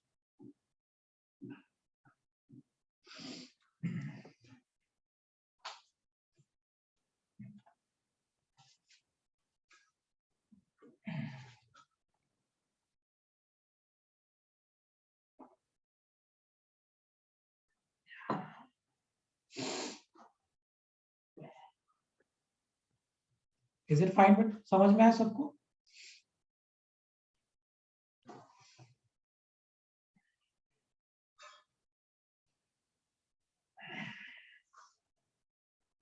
Shubham, clear? Okay, चलो, let's proceed. आगे बढ़ते हैं थोड़ा. थोड़ा सा इंटरेस्टिंग कॉन्सेप्ट, अगर समझ में आ गया तो बहुत मजा आएगा, नहीं समझ में आया तो बोर हो जाएगा पूरा. अंकिता, आपको समझा बेटा ये point? Ankita, is it clear properly? Yes, sir. चलो लेट्स गो. एक प्लेन बनाता हूं मैं. Let's have this plane. ये मेरा प्लेन है magnetic meridian. Okay, so magnetic meridian पे जरा थीसिस करते हैं. मान लो यहाँ पे एक कंपास ऐसे रखा, तो ऑब्वियसली बात है कंपास थोड़ा नीचे बेंड हो जाएगा. And why compass will bend? Compass क्यों बेंड करेगा?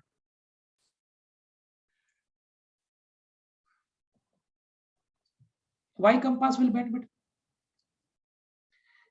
क्योंकि इसलिए बेंड करेगा क्योंकि मैग्नेटिक फील्ड लाइंस थोड़ा नीचे डिप कर गया है, राइट? और अगर ऐसे आप सोचोगे तो ऐसे देख लो, मान लो मैं ऐसे इसको समझाता हूँ. Let me plot a magnetic meridian. ये मेरा मैग्नेटिक मेरिडियन है, और यहाँ पे अर्थ का जो मैग्नेटिक फील्ड है वो ऐसे कुछ है, थोड़ा सा नीचे रहेगा, हॉरिजॉन्टल से डिप करेगा.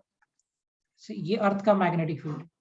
अब ये अर्थ का मैग्नेटिक फील्ड हॉरिजॉन्टल के साथ जो एंगल फॉर्म करेगा, what that angle will be called? क्या बोलेंगे उस एंगल को? अर्थ का जो मैग्नेटिक फील्ड है वो हॉरिजॉन्टल के साथ एक पर्टिकुलर एंगल फॉर्म करेगा. Now what will be the angle formed by the magnetic field from horizontal called?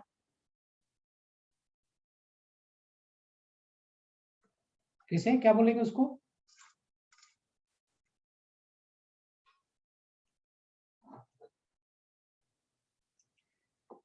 Shubham, what that will be called?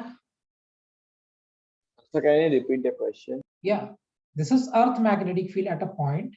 This Earth magnetic field is making some angle with the horizontal. What that angle will be called? Angle of dip. Obviously, इस angle को हम क्या बोलेंगे? Angle of dip. Angle of dip. अब ये अर्थ के magnetic field का component तोड़ दीजिए. इधर का कंपोनेंट क्या होगा? B cos theta. This will be H. H stands for horizontal component of Earth magnetic field. और इधर का कंपोनेंट क्या होगा? B sin theta. B sin theta. This is V. कभी-कभी बुक में BV और BH भी लिखा होता है. I'll write this V and H. V stands for vertical component of Earth magnetic field, and this H stands for horizontal component of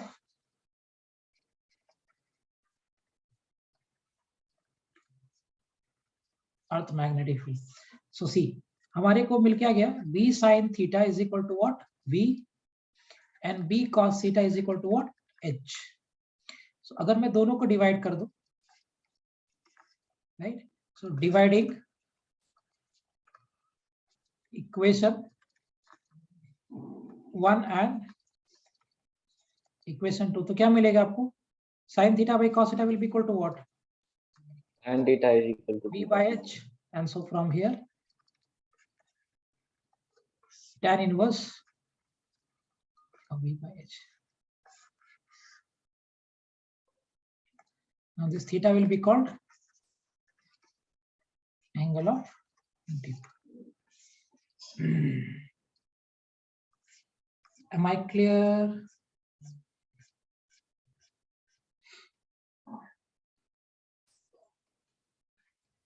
yes.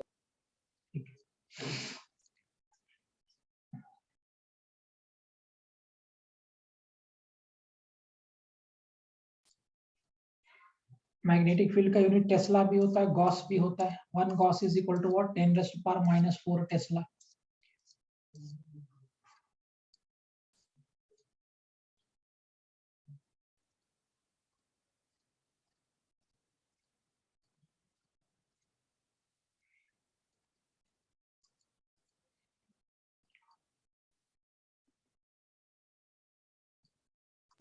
Sir earth magnetic field का unit tesla में होगा या Gauss?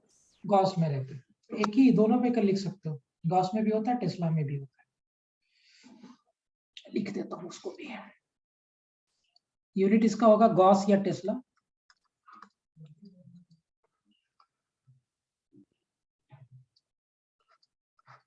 अरे एक बार पीछे वाले slide पर जा सकते हैं? हाँ हाँ बेटा, दोनों होता है इसका यूनिट मैग्नेटिक फील्ड का.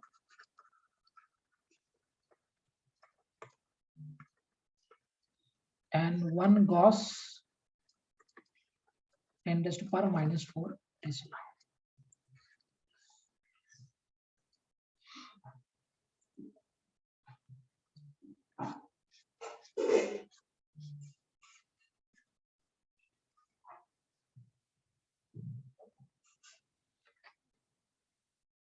So can you tell the value of 1 cos again?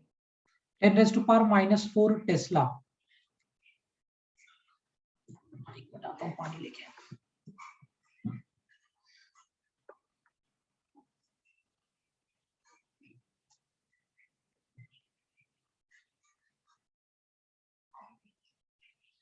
So what is tan inverse of tan theta?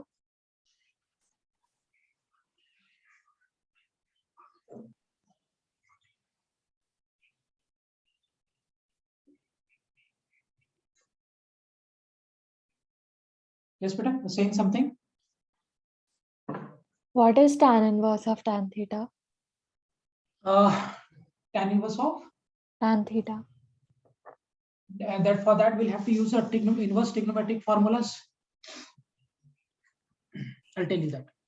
Sir क्योंकि यहाँ पे v by h है तो वो tan theta हो जाएगा ना? नहीं नहीं नहीं, this value will be given to you, don't worry.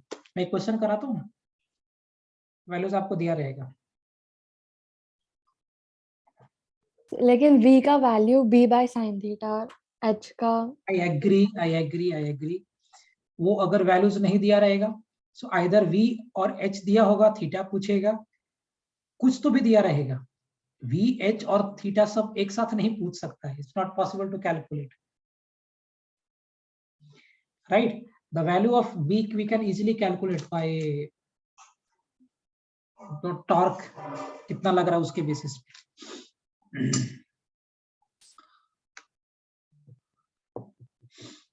मैं क्वेश्चन कराता हूँ और इसे आपको समझेगा clear cut.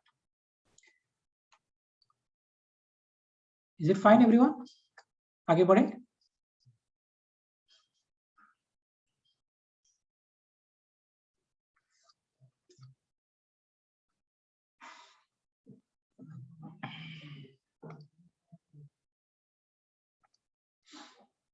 Shubham, nice. Shall I move ahead?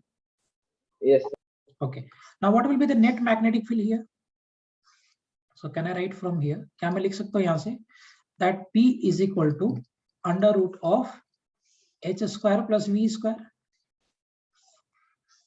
See, ये आपका h इधर था horizontal magnetic field, ये vertical है. So horizontal और vertical का result निकाल दोगे तो net magnetic field आ जाएगा. Net magnetic field at a point.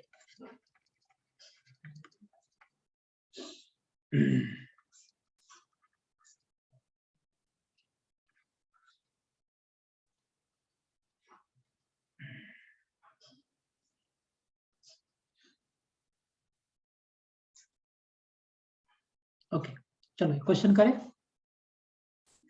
लिखिए question.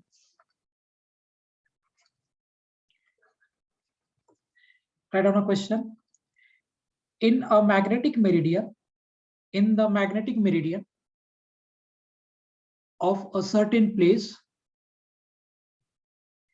in a magnetic meridian of certain place,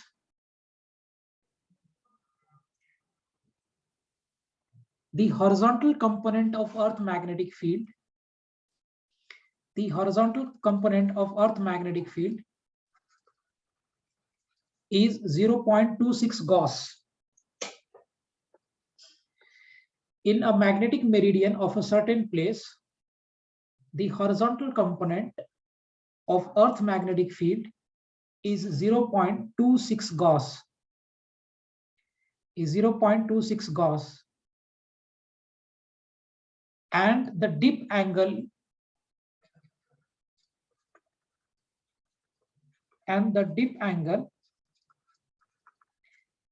is 60 degree, and the dip angle is 60 degree,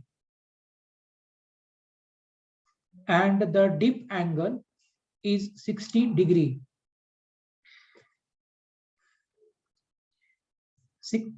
And the dip angle is 60 degree. Find number one, vertical component of Earth magnetic field. Sir h क्या है? 0.26 Gauss. मतलब उसका मतलब H मतलब horizontal component. okay. Find vertical component of Earth magnetic field, और B part में निकाल दो आप net magnetic field at the place.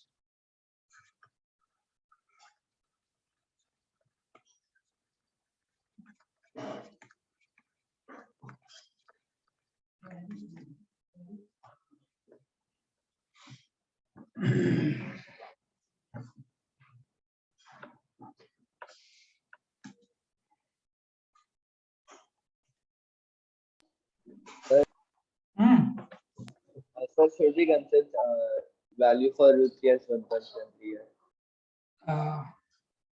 Repeat again, Shubham, what you are saying?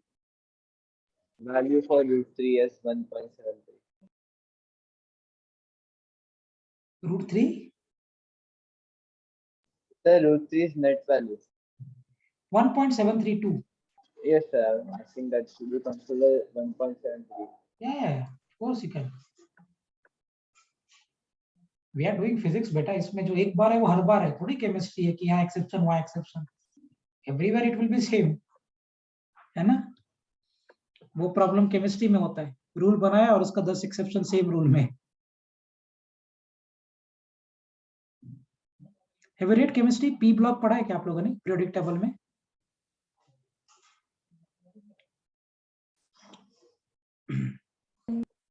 नहीं पढ़ा है? पढ़ोगे केमिस्ट्री में जब आगे चल के ना, तो खासकर इनऑर्गेनिक केमिस्ट्री में, नॉट इन द ऑर्गेनिक. और इनऑर्गेनिक केमिस्ट्री में रूल्स बनाया, रूल्स को जितना सपोर्ट नहीं करता उससे ज्यादा एक्सेप्शन ही है, तो फिर रूल्स क्यों बनाने का? सब एक्सेप्शन ही पढ़ लेते हैं ना. वो केमिस्ट्री में होता है, फिजिक्स में नहीं. एक बार लगाओ हर बार लगेगा. We are dealing with nature.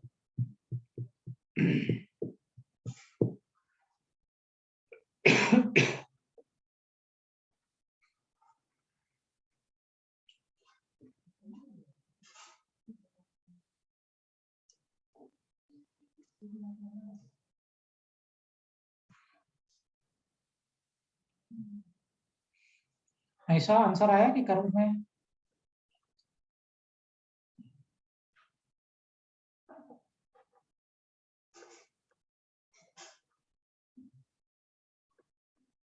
चलो देखो मैं करता हूं।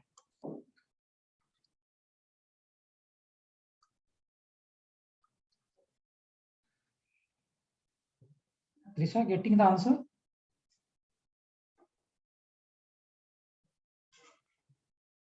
देखिए आपको ऑलरेडी यहां से पता है दैट अगर मेरा अर्थ का magnetic field is something like this, ऐसे इतना टाइम नहीं लगना चाहिए था इस प्रॉब्लम में, सिंपल प्रॉब्लम है ये, कैलकुलेशन कर इतना टाइम नहीं लगेगा बेटा, फिर भी इजी हो जाएगा।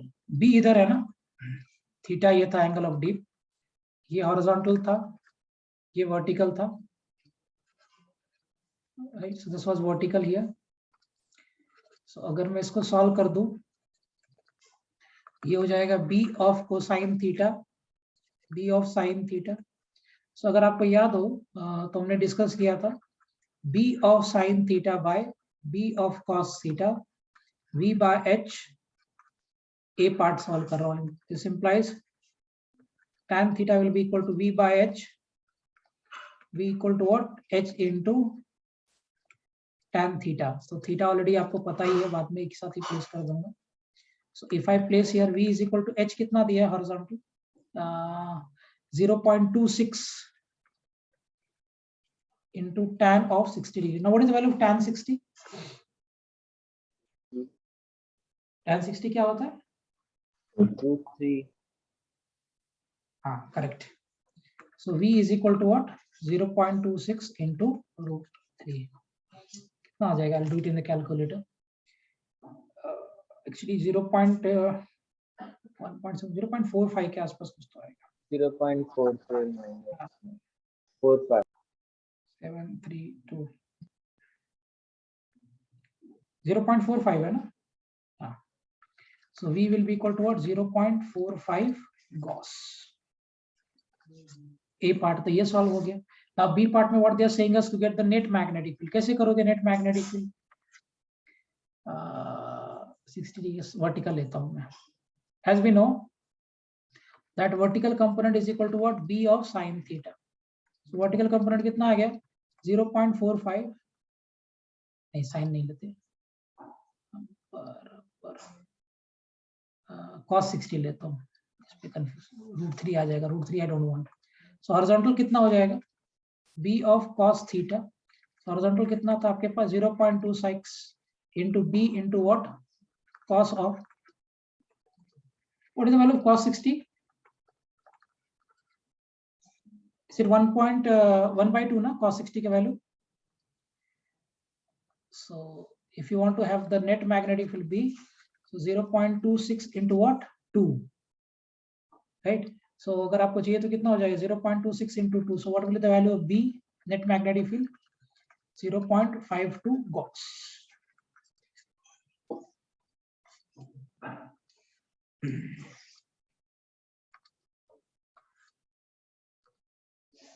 Is it clear? Yes. Okay। किसी को कोई डाउट?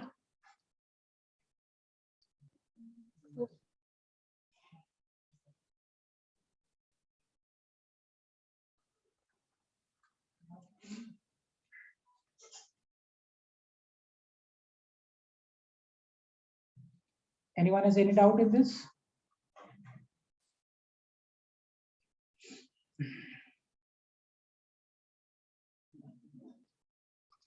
नाइसा, ये आया था आंसर बेटा, एटलीस्ट सेकंड वाला पार्ट।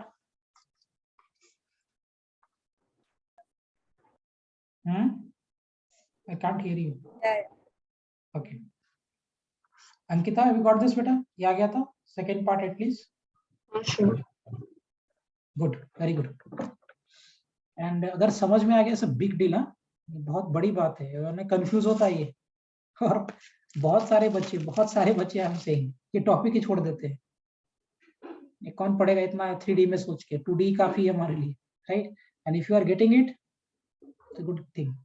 बट मेरा एक सजेशन, वैसे तो मैं सारे चैप्टर्स का नोट सेंड कर दूंगा, एंड मैंने ऑलरेडी आपको लास्ट लेक्चर में बोला था कि इसके प्रॉब्लम्स हम लोग क्लास में कराऊंगा मैं अपने सामने।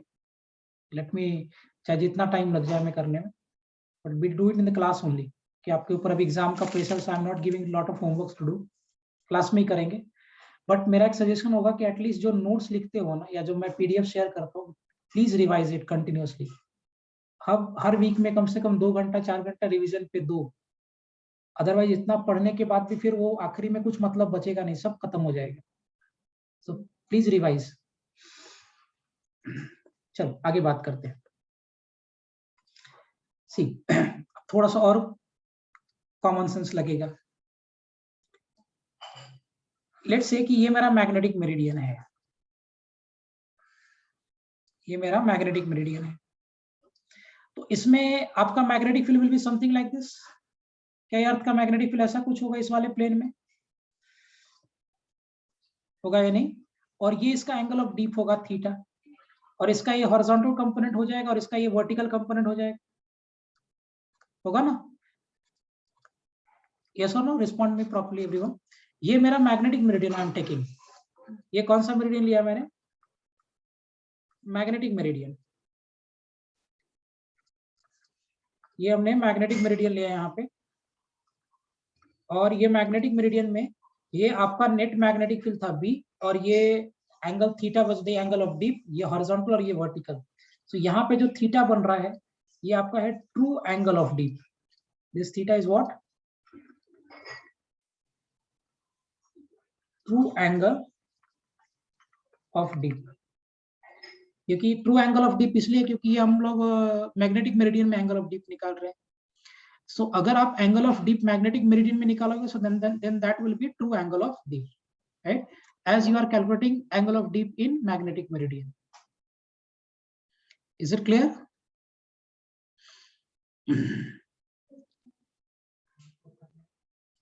Is it clear?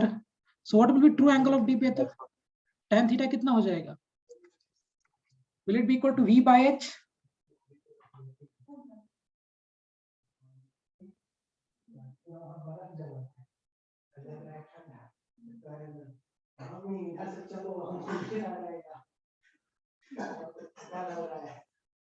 होगा ये tan theta V by H, true angle of deep?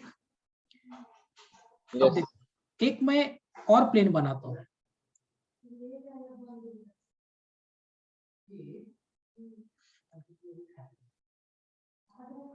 एक और प्लेन बनाता हूँ सी,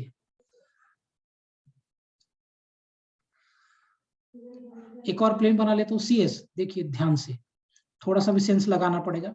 एंड इसको मैं हटा दूं क्या, इस वाले को? रहने दो, I'll do it by another color. Sir her point पे थीटा डिफरेंट होएगा ना? Yes, of course it will be different. क्योंकि तभी तो हमने डिस्कस किया था ना, इक्वेटर पे 0 था और पोल्स पे 90 था, क्योंकि एंगल ऑफ डीप चेंज हो रहा था by changing the position, right? एक काम करो, यहाँ से एक और प्लेन बना दो। ये मेरा मैग्नेटिक मेरिडियन है, मैं एक और प्लेन बना दे रहा हूँ। It can be geographical meridian या कोई भी प्लेन हो सकता है। सो मान लो मेरा ये प्लेन है which is at the angle from geographical meridian. ये एंगल मेरा थीटा डैश है, लेट्स से ये एंगल मेरा थीटा डैश है, मान लेता हूँ थीटा डैश। सो मैग्नेटिक मेरिडियन से मैंने एक और प्लेन बना दिया है, और वो प्लेन एंगल फॉर्म कर रहा है थीटा डैश। मैग्नेटिक मेरिडियन से उस प्लेन का एंगल है थीटा डैश। नाउ नहीं, थीटा डैश मत ले लो, इसको अल्फा ले लो। थीटा डैश मुझे इसमें लगेगा, अल्फा ले लेता हूँ ये angle. So alpha is the angle which is made by the plane from magnetic meridian. अब ये मेरा हॉरिजॉन्टल था, इसको एंगल ऑफ डिक्लिनेशन मत समझ लेना, कंफ्यूज करोगे तो बीटा ले लो, इट्स योर चॉइस। अब इस H का अगर मैं इधर कंपोनेंट तोड़ू बेटा, तो कितना आ जाएगा component? What will be the component of H along this line? कितना हो जाएगा H का component? Is it H of cos alpha? Yeah. Okay. अब इसमें apparent angle of deep कितना हो जाएगा? Let's say इस अगर मैं इसका और ये वर्टिकल वाला तो सेम रहेगा, हॉरिजॉन्टल वाला ऑफ कोर्स चेंज हो जाएगा। इसमें अगर मैं एपरेंट एंगल ऑफ डीप निकालूं which is my theta dash, क्योंकि ये h cos अल्फा और इसका रिजल्टेंट करोगे तो ये थीटा डैश ऐसे बनेगा। सो थीटा डैश यहाँ पे ट्रू एंगल ऑफ डीप नहीं है। क्यों? क्योंकि ये वाला प्लेन मेरा मैग्नेटिक मेरिडियन नहीं है। मैग्नेटिक मेरिडियन में जो एंगल बनेगा वो ट्रू एंगल ऑफ डीप होगा। ये कौन सा एंगल ऑफ डीप होगा? apparent angle of deep. And why it will be apparent angle of deep? Because ये जो angle of deep जिस प्लेन में बन रहा है वो प्लेन मेरा मैग्नेटिक मेरिडियन का प्लेन नहीं है। अगर वो प्लेन मेरा मैग्नेटिक मेरिडियन का प्लेन रहा होता तो ट्रू एंगल ऑफ डीप बना होता। इस ओके? समझ रहा है कि मैं अकेला ही समझ रहा हूँ? Sir apparent angle of deep नहीं समझा। हाँ कोई बात नहीं। आपने एक प्लेन लिया, हाँ बेटा मैंने एक प्लेन लिया है और वो प्लेन क्या हो रहा है ना, वो प्लेन मैग्नेटिक मेरिडियन से अल्फा एंगल पे है। सो अगर मान लो ये मेरा मैग्नेटिक मेरिडियन है, मैं बैकग्राउंड हटा के समझाता हूँ, देखो समझे। ये मेरा मैग्नेटिक मेरिडियन का प्लेन है, this is the plane of magnetic meridian. मैं मैग्नेटिक मेरिडियन के प्लेन से अल्फा एंगल पे कोई एक रैंडम प्लेन ले लेता हूँ। सो मैग्नेटिक मेरिडियन में हॉरिजॉन्टल कंपोनेंट था अर्थ मैग्नेटिक फील्ड का, ये वर्टिकल कंपोनेंट था अर्थ मैग्नेटिक फील्ड का। अब ये h का एक कंपोनेंट तोड़ दिया नेक्स्ट वाले प्लेन में, कितना हो जाएगा? h cos alpha. h cos alpha इधर आ गया, v तो सेम ही है। अब h cos अल्फा और v का रिजल्टेंट अगर काटोगे निकालोगे तो क्या रिजल्टेंट ऐसा कुछ आएगा? Rishi, will it be the resultant like that? या अब वो रिजल्टेंट जो आपने निकाला है, नया जो रिजल्टेंट निकाला है, वो कौन से प्लेन में है? कोई रैंडम प्लेन में कि मैग्नेटिक मेरिडियन में है? Random plane. That is what I am saying. तो ये रैंडम, अब यहाँ पे जो आप रैंडम प्लेन में जो आपने रिजल्टेंट निकाला ना, वो रिजल्टेंट भी तो हॉरिजॉन्टल से कुछ एंगल बनाएगा ना। किसी भी रैंडम प्लेन में h cos अल्फा और v की वजह से जो रिजल्टेंट बनाया आपने, वो रिजल्टेंट भी तो हॉरिजॉन्टल से कुछ ना कुछ एंगल बनाएगा ना। बनाएगा या नहीं? यस और नो? बनाए। अब वो जो रिजल्टेंट आपके हॉरिजॉन्टल से एंगल बनाया, क्या वो ट्रू एंगल ऑफ डीप है कि एपरेंट एंगल ऑफ डीप है? तो थीटा डैश प्लस अल्फा होगा ना हॉरिजॉन्टल से। थीटा डैश नीचे गिर रहा है, हॉरिजॉन्टल ये एंगल हॉरिजॉन्टल में अल्फा, ये प्लेन था मैग्नेटिक मेरिडियन, यहाँ से अल्फा एंगल पे तुमने प्लेन बनाया। अब यहाँ पे h cos अल्फा और यहाँ पे v, इसका रिजल्टेंट यहाँ से नीचे गिर गया। हॉरिजॉन्टल में थीटा डैश नहीं गया है, इस प्लेन में थीटा डैश नीचे है। Is it clear? Getting the point? So theta dash is the angle made by the resultant in any random plane. किसी भी random plane में जो resultant है, वो resultant horizontal के साथ जो angle बना रहा था, that angle is theta dash here. Making sense? Shubham, making sense बेटा? समझा ये point what I'm saying? Yes. Very good. ऋषि, आपको समझा ये point? हाँ sir. Okay. So I didn't get. You don't get it. Okay. Analyze करना. It's little bit tough for you. थोड़ा सा मैथमेटिकल सर्कस है, मैथमेटिकल भी नहीं, थोड़ा सा दिमाग का सर्कस है। ये मेरा मैग्नेटिक मेरिडियन का प्लेन हो गया, इसमें h था, इसमें v था। h का कंपोनेंट तोड़ा किसी रैंडम प्लेन में, ये h cos अल्फा आया, ये v एज इट इज रहा। अब ये मैग्नेटिक मेरिडियन को हटा दो, अब इस प्लेन में चर्चा करते हैं। Here I am having h cos alpha, here I am having v।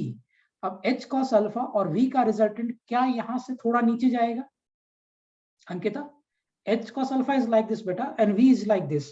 So h cos alpha और v का रिजल्टेंट क्या थोड़ा सा नीचे से डिप करेगा?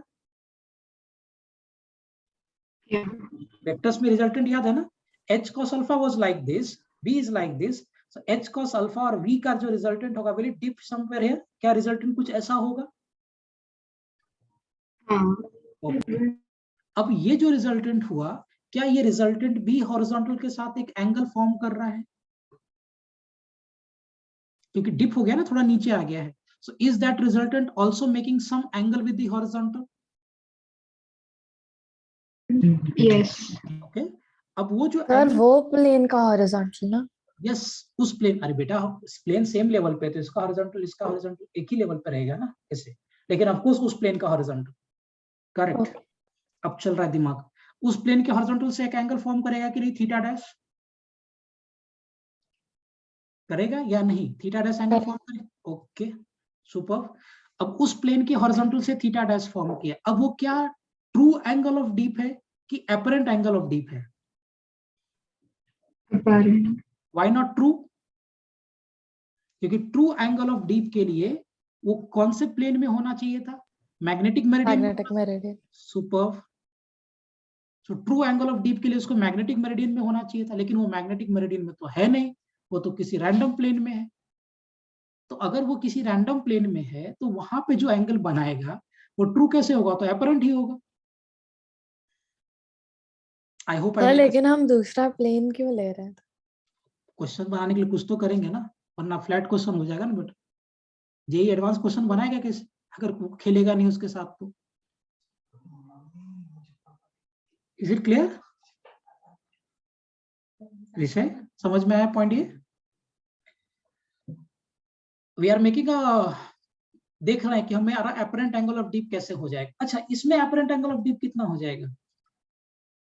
सो tan theta dash will be equal to, vertical component में तो कोई फर्क पड़ा नहीं, लेकिन हॉरिजॉन्टल अभी क्या हो जाएगा? Is it h by cos alpha, sorry h into cos alpha?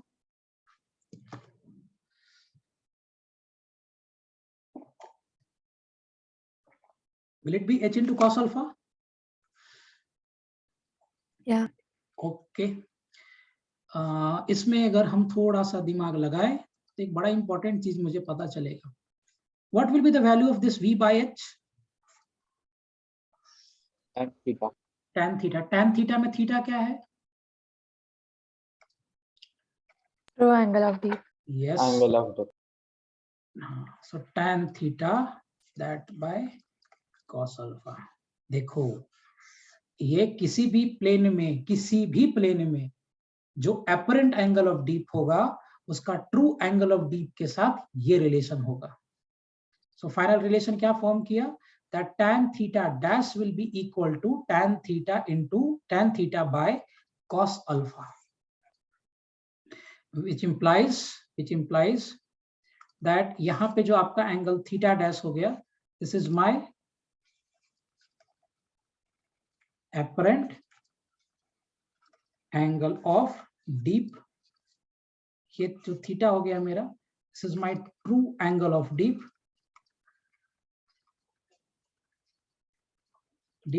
और ये जो हो गया angle between two planes, yeah, it is the angle which is made by magnetic meridian and the other plane. So magnetic meridian और किसी दूसरे plane के बीच का जो एंगल फॉर्म कर रहा है, that angle is alpha. I hope समझा होगा। Is it clear? पर ये सब प्रैक्टिकली काम किधर आता है? Very good question. इसका बहुत प्रैक्टिकल एप्लीकेशन है। It is used for magnetic compass. याद है मैग्नेटिक कंपास में आपने देखा होगा, स्विच करता है, ऑटोमेटिक आता है बताने के लिए। अगर आप फॉरेस्ट वगैरह में हो तो मेरा डायरेक्शन क्या है, कितना डीप हो रहा है मैग्नेटिक फील्ड। या मैग्नेटिक वाइब्रेटोमीटर भी एक डिवाइस होता है जिसके लिए भी इसका यूज करते हैं। It is of the huge application in practical life. बहुत एप्लीकेशन है इसका, और खासकर मैग्नेटिक वाइब्रेटोमीटर में बहुत यूज होता है। क्योंकि वो क्या होता है सर? मैं बताऊंगा ये टॉपिक, मैं इसको सेपरेटली बताऊंगा। क्योंकि आपको इमेजिन करो, हमारे लिए अर्थ का मैग्नेटिक फील्ड कितना क्रिटिकल है, और मुझे पता ही नहीं है कि अर्थ का मैग्नेटिक फील्ड किधर है, कितने एंगल पे है, हॉरिजॉन्टल से कितना एंगल है, उसका हॉरिजॉन्टल क्या वैल्यू है, वर्टिकल क्या वैल्यू है, रिजल्टेंट क्या है। तो कितना मुश्किल हो जाएगा काम कर, राइट? सो आपके लिए magnetic field of earth is very critical, और आपको सब पता होना चाहिए, इट्स मैग्नीट्यूड, इट्स डायरेक्शन, उसके लिए पूरा थीसिस।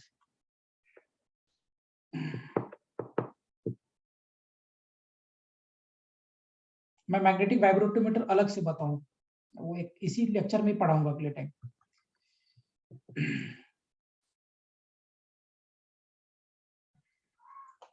Is it clear?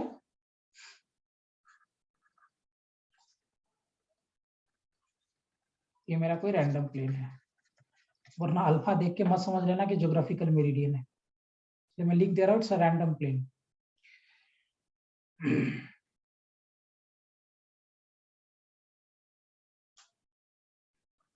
भाई साहब समझा? चलो मूव अहेड। सर अगर वो जो रैंडम प्लेन है वो ज्योग्राफिकल मेरिडियन होता तो थीटा डैश का कुछ डिफरेंट नेम है? नहीं, कोई नेम नहीं, एक ही चीज है। अगर वो तुम बात लॉजिक से बात करते हैं ऋषि, अगर ज्योग्राफिकल मेरिडियन भी होता तो क्या फर्क पड़ता, वो मैग्नेटिक थोड़ी है, वो भी तो कोई एक नॉर्मल ही प्लेन है ना। बस यही फर्क पड़ेगा कि उस प्लेन में मेरा ज्योग्राफिकल नॉर्थ और ज्योग्राफिकल साउथ पोल है, बस यही है बात, और क्या, वही एंगल होगा। Is it clear?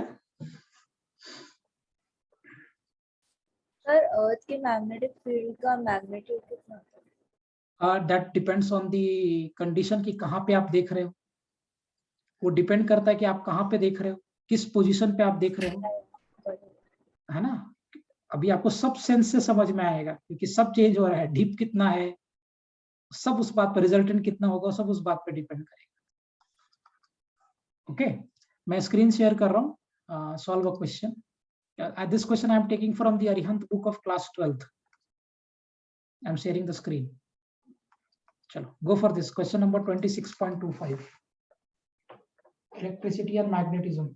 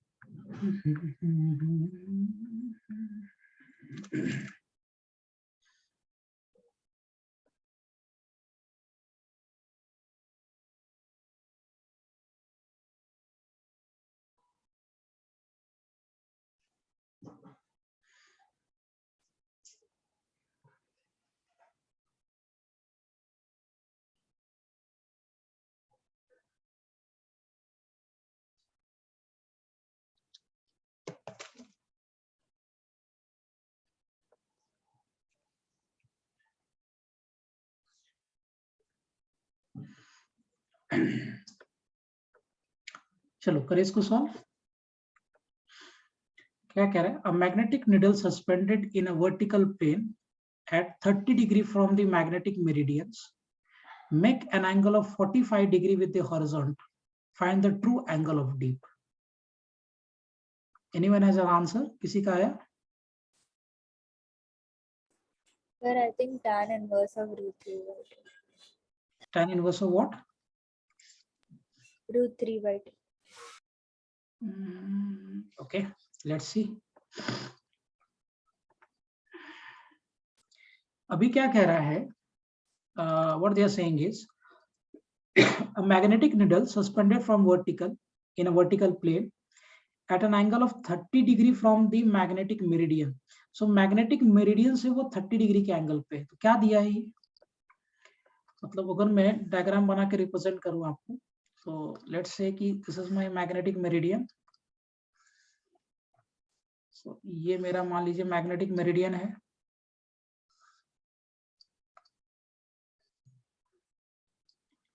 Like this. So अगर मैं इसको मैग्नेटिक मेरिडियन ले रहा हूं,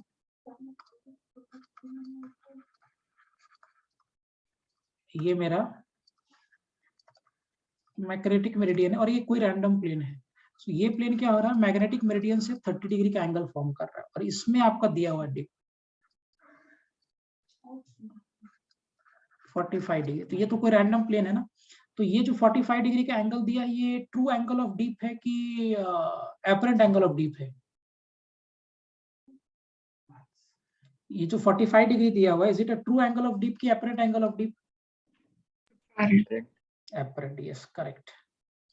सो ये अपरेंट दिया हुआ है, मतलब tan of theta dash they have given us is tan 45. So ऐसे नहीं लिखते, ऐसे लिखते हैं. Theta dash they have given is what? 45. So I have the formula with me that tan theta dash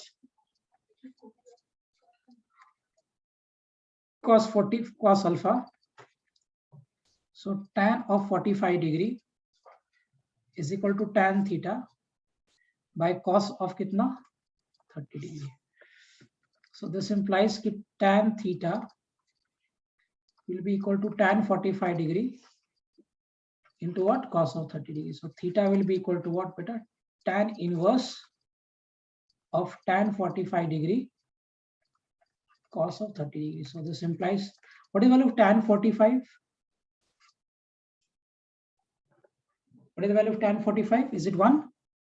And cos 30 is what? Root 3 by 2. इतना ही रखेंगे, हमारे लिए इतना ही काफी है. Is it okay?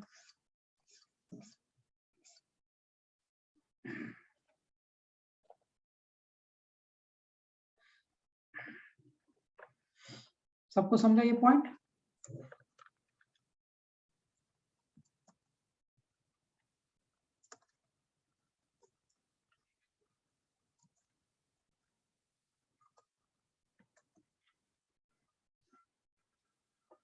एक बार क्वेश्चन पे जा सकता है. एक मिनट बेटा, just come to that. Share करता हूँ मैं. This is ये.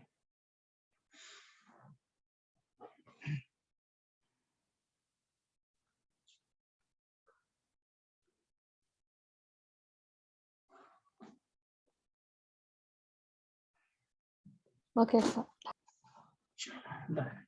समझा पिछला वाला प्रॉब्लम सबको? Shubham, is it clear with the previous problem बेटा? Yes. Okay, great. सॉल्व हुआ था कि नहीं? हाँ सर. Okay. चलो, I'll take few more questions. I'm sharing मैं नेट से ले रहा हूँ ये problems. I'll share the screen with you. Google पे भी जाओगे तो बहुत सारे प्रॉब्लम्स आपको मिलेंगे इस टाइप के. एक मिनट. हाँ, ओके, चलो go for this.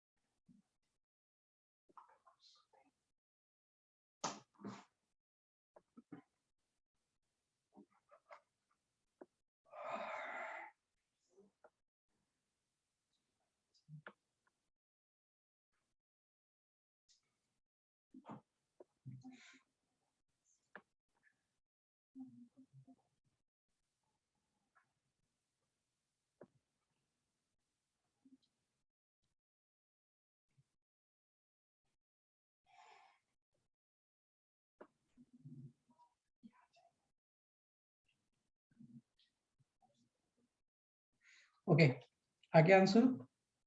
Just a minute. या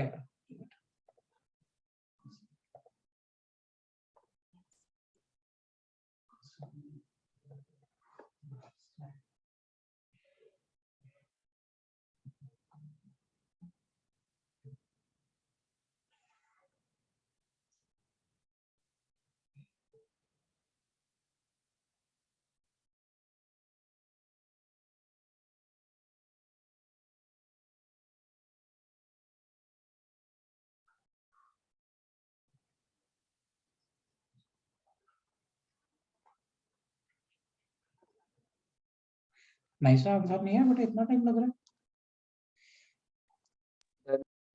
हाँ Shubham. Sir, tan inverse 2. Okay, let's see. The true angle of dip at a place is 60 degree. The apparent angle of dip is 30 degree. Okay, so I'll go on the whiteboard. इस case में इस numerical में particularly क्या कह रहा है वो, that true angle of dip. So true angle of dip कितना दिया है, कितना गया 60 डिग्री दिया ना, true angle of deep. So Yes. true angle of deep they have given us 60 degree and apparent angle of deep. So apparent angle of deep कितना हो जाएगा इस केस में, कितना दिया है 30 डिग्री. So आपसे बोल रहा है angle between the two planes. So find alpha बोल रहा है, find angle between two planes. कैसे डील करोगे आप इसको? tan theta dash, tan theta by what? Cos alpha. So tan theta dash, theta कितना दिया 30 degree. So tan of, wait. So this will be what? Tan of 30 degree is equal to what? Tan of 60 degree by cos alpha. So this implies कि cos alpha will be equal to tan of 30 degree by, what is the value of tan 30? 1 by root 3. 1 by root 3. Superb. And what is the value of tan 60? Root 3. Root 3. So cos alpha will be 1 by 3. Options किसके term में दिया? tan के term में दिया. हो ये लफड़ा. Sir, cos alpha is equal to tan 60 by tan 30. cos alpha, 1 second, I have done something wrong here. अरे हाँ, उल्टा कर दिया मैंने. Sorry. एक मिनट. cos alpha tan 60 का वैल्यू कितना हो जाएगा?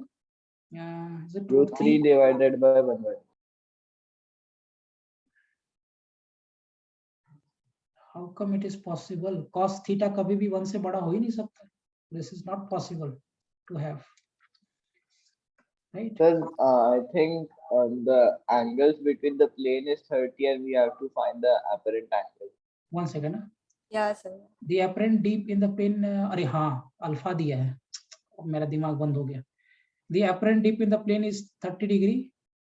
The magnetic meridian with the magnetic meridian. The true value of angle of deep is 60 degree. The apparent deep in a plane, अरे हाँ, अल्फा दिया है क्वेश्चन में. Sorry. हो देखो अच्छे से करना पड़ेगा, नहीं तो गड़बड़ हो जाएगा. अल्फा दिया है. तो आपसे क्या पूछा गया है? थीटा डैश पूछ रहा है ना शायद है. हाँ, Yes. थीटा डैश पूछ रहा है. Correct. So tan of theta dash, ये अल्फा दिया एक्चुअली. ये एंगल बिटवीन प्लेन्स दिया था. ये एंगल बिटवीन प्लेन दिया है 30 डिग्री. आपसे पूछा गया find apparent angle of dip. देखो मुझे पिछली बार कैसे स्ट्राइक कर रहा था कि नहीं हो सकता है, क्योंकि अगर मैं वैसे करता ना तो cos अल्फा का वैल्यू 3 हो जाता है, लेकिन ग्राफ परमिट्स 1 तक ही करता है. cos अल्फा कभी 1 से बड़ा हो ही नहीं सकता. इसका मतलब हम लोग गलत कर रहे थे. राइट. सो थीटा कितना दिया? tan of 60 by cos of 30. What is the value of tan 60? root 3 ना? 3. हाँ. So tan theta dash ये कितना हो जाएगा? root 3.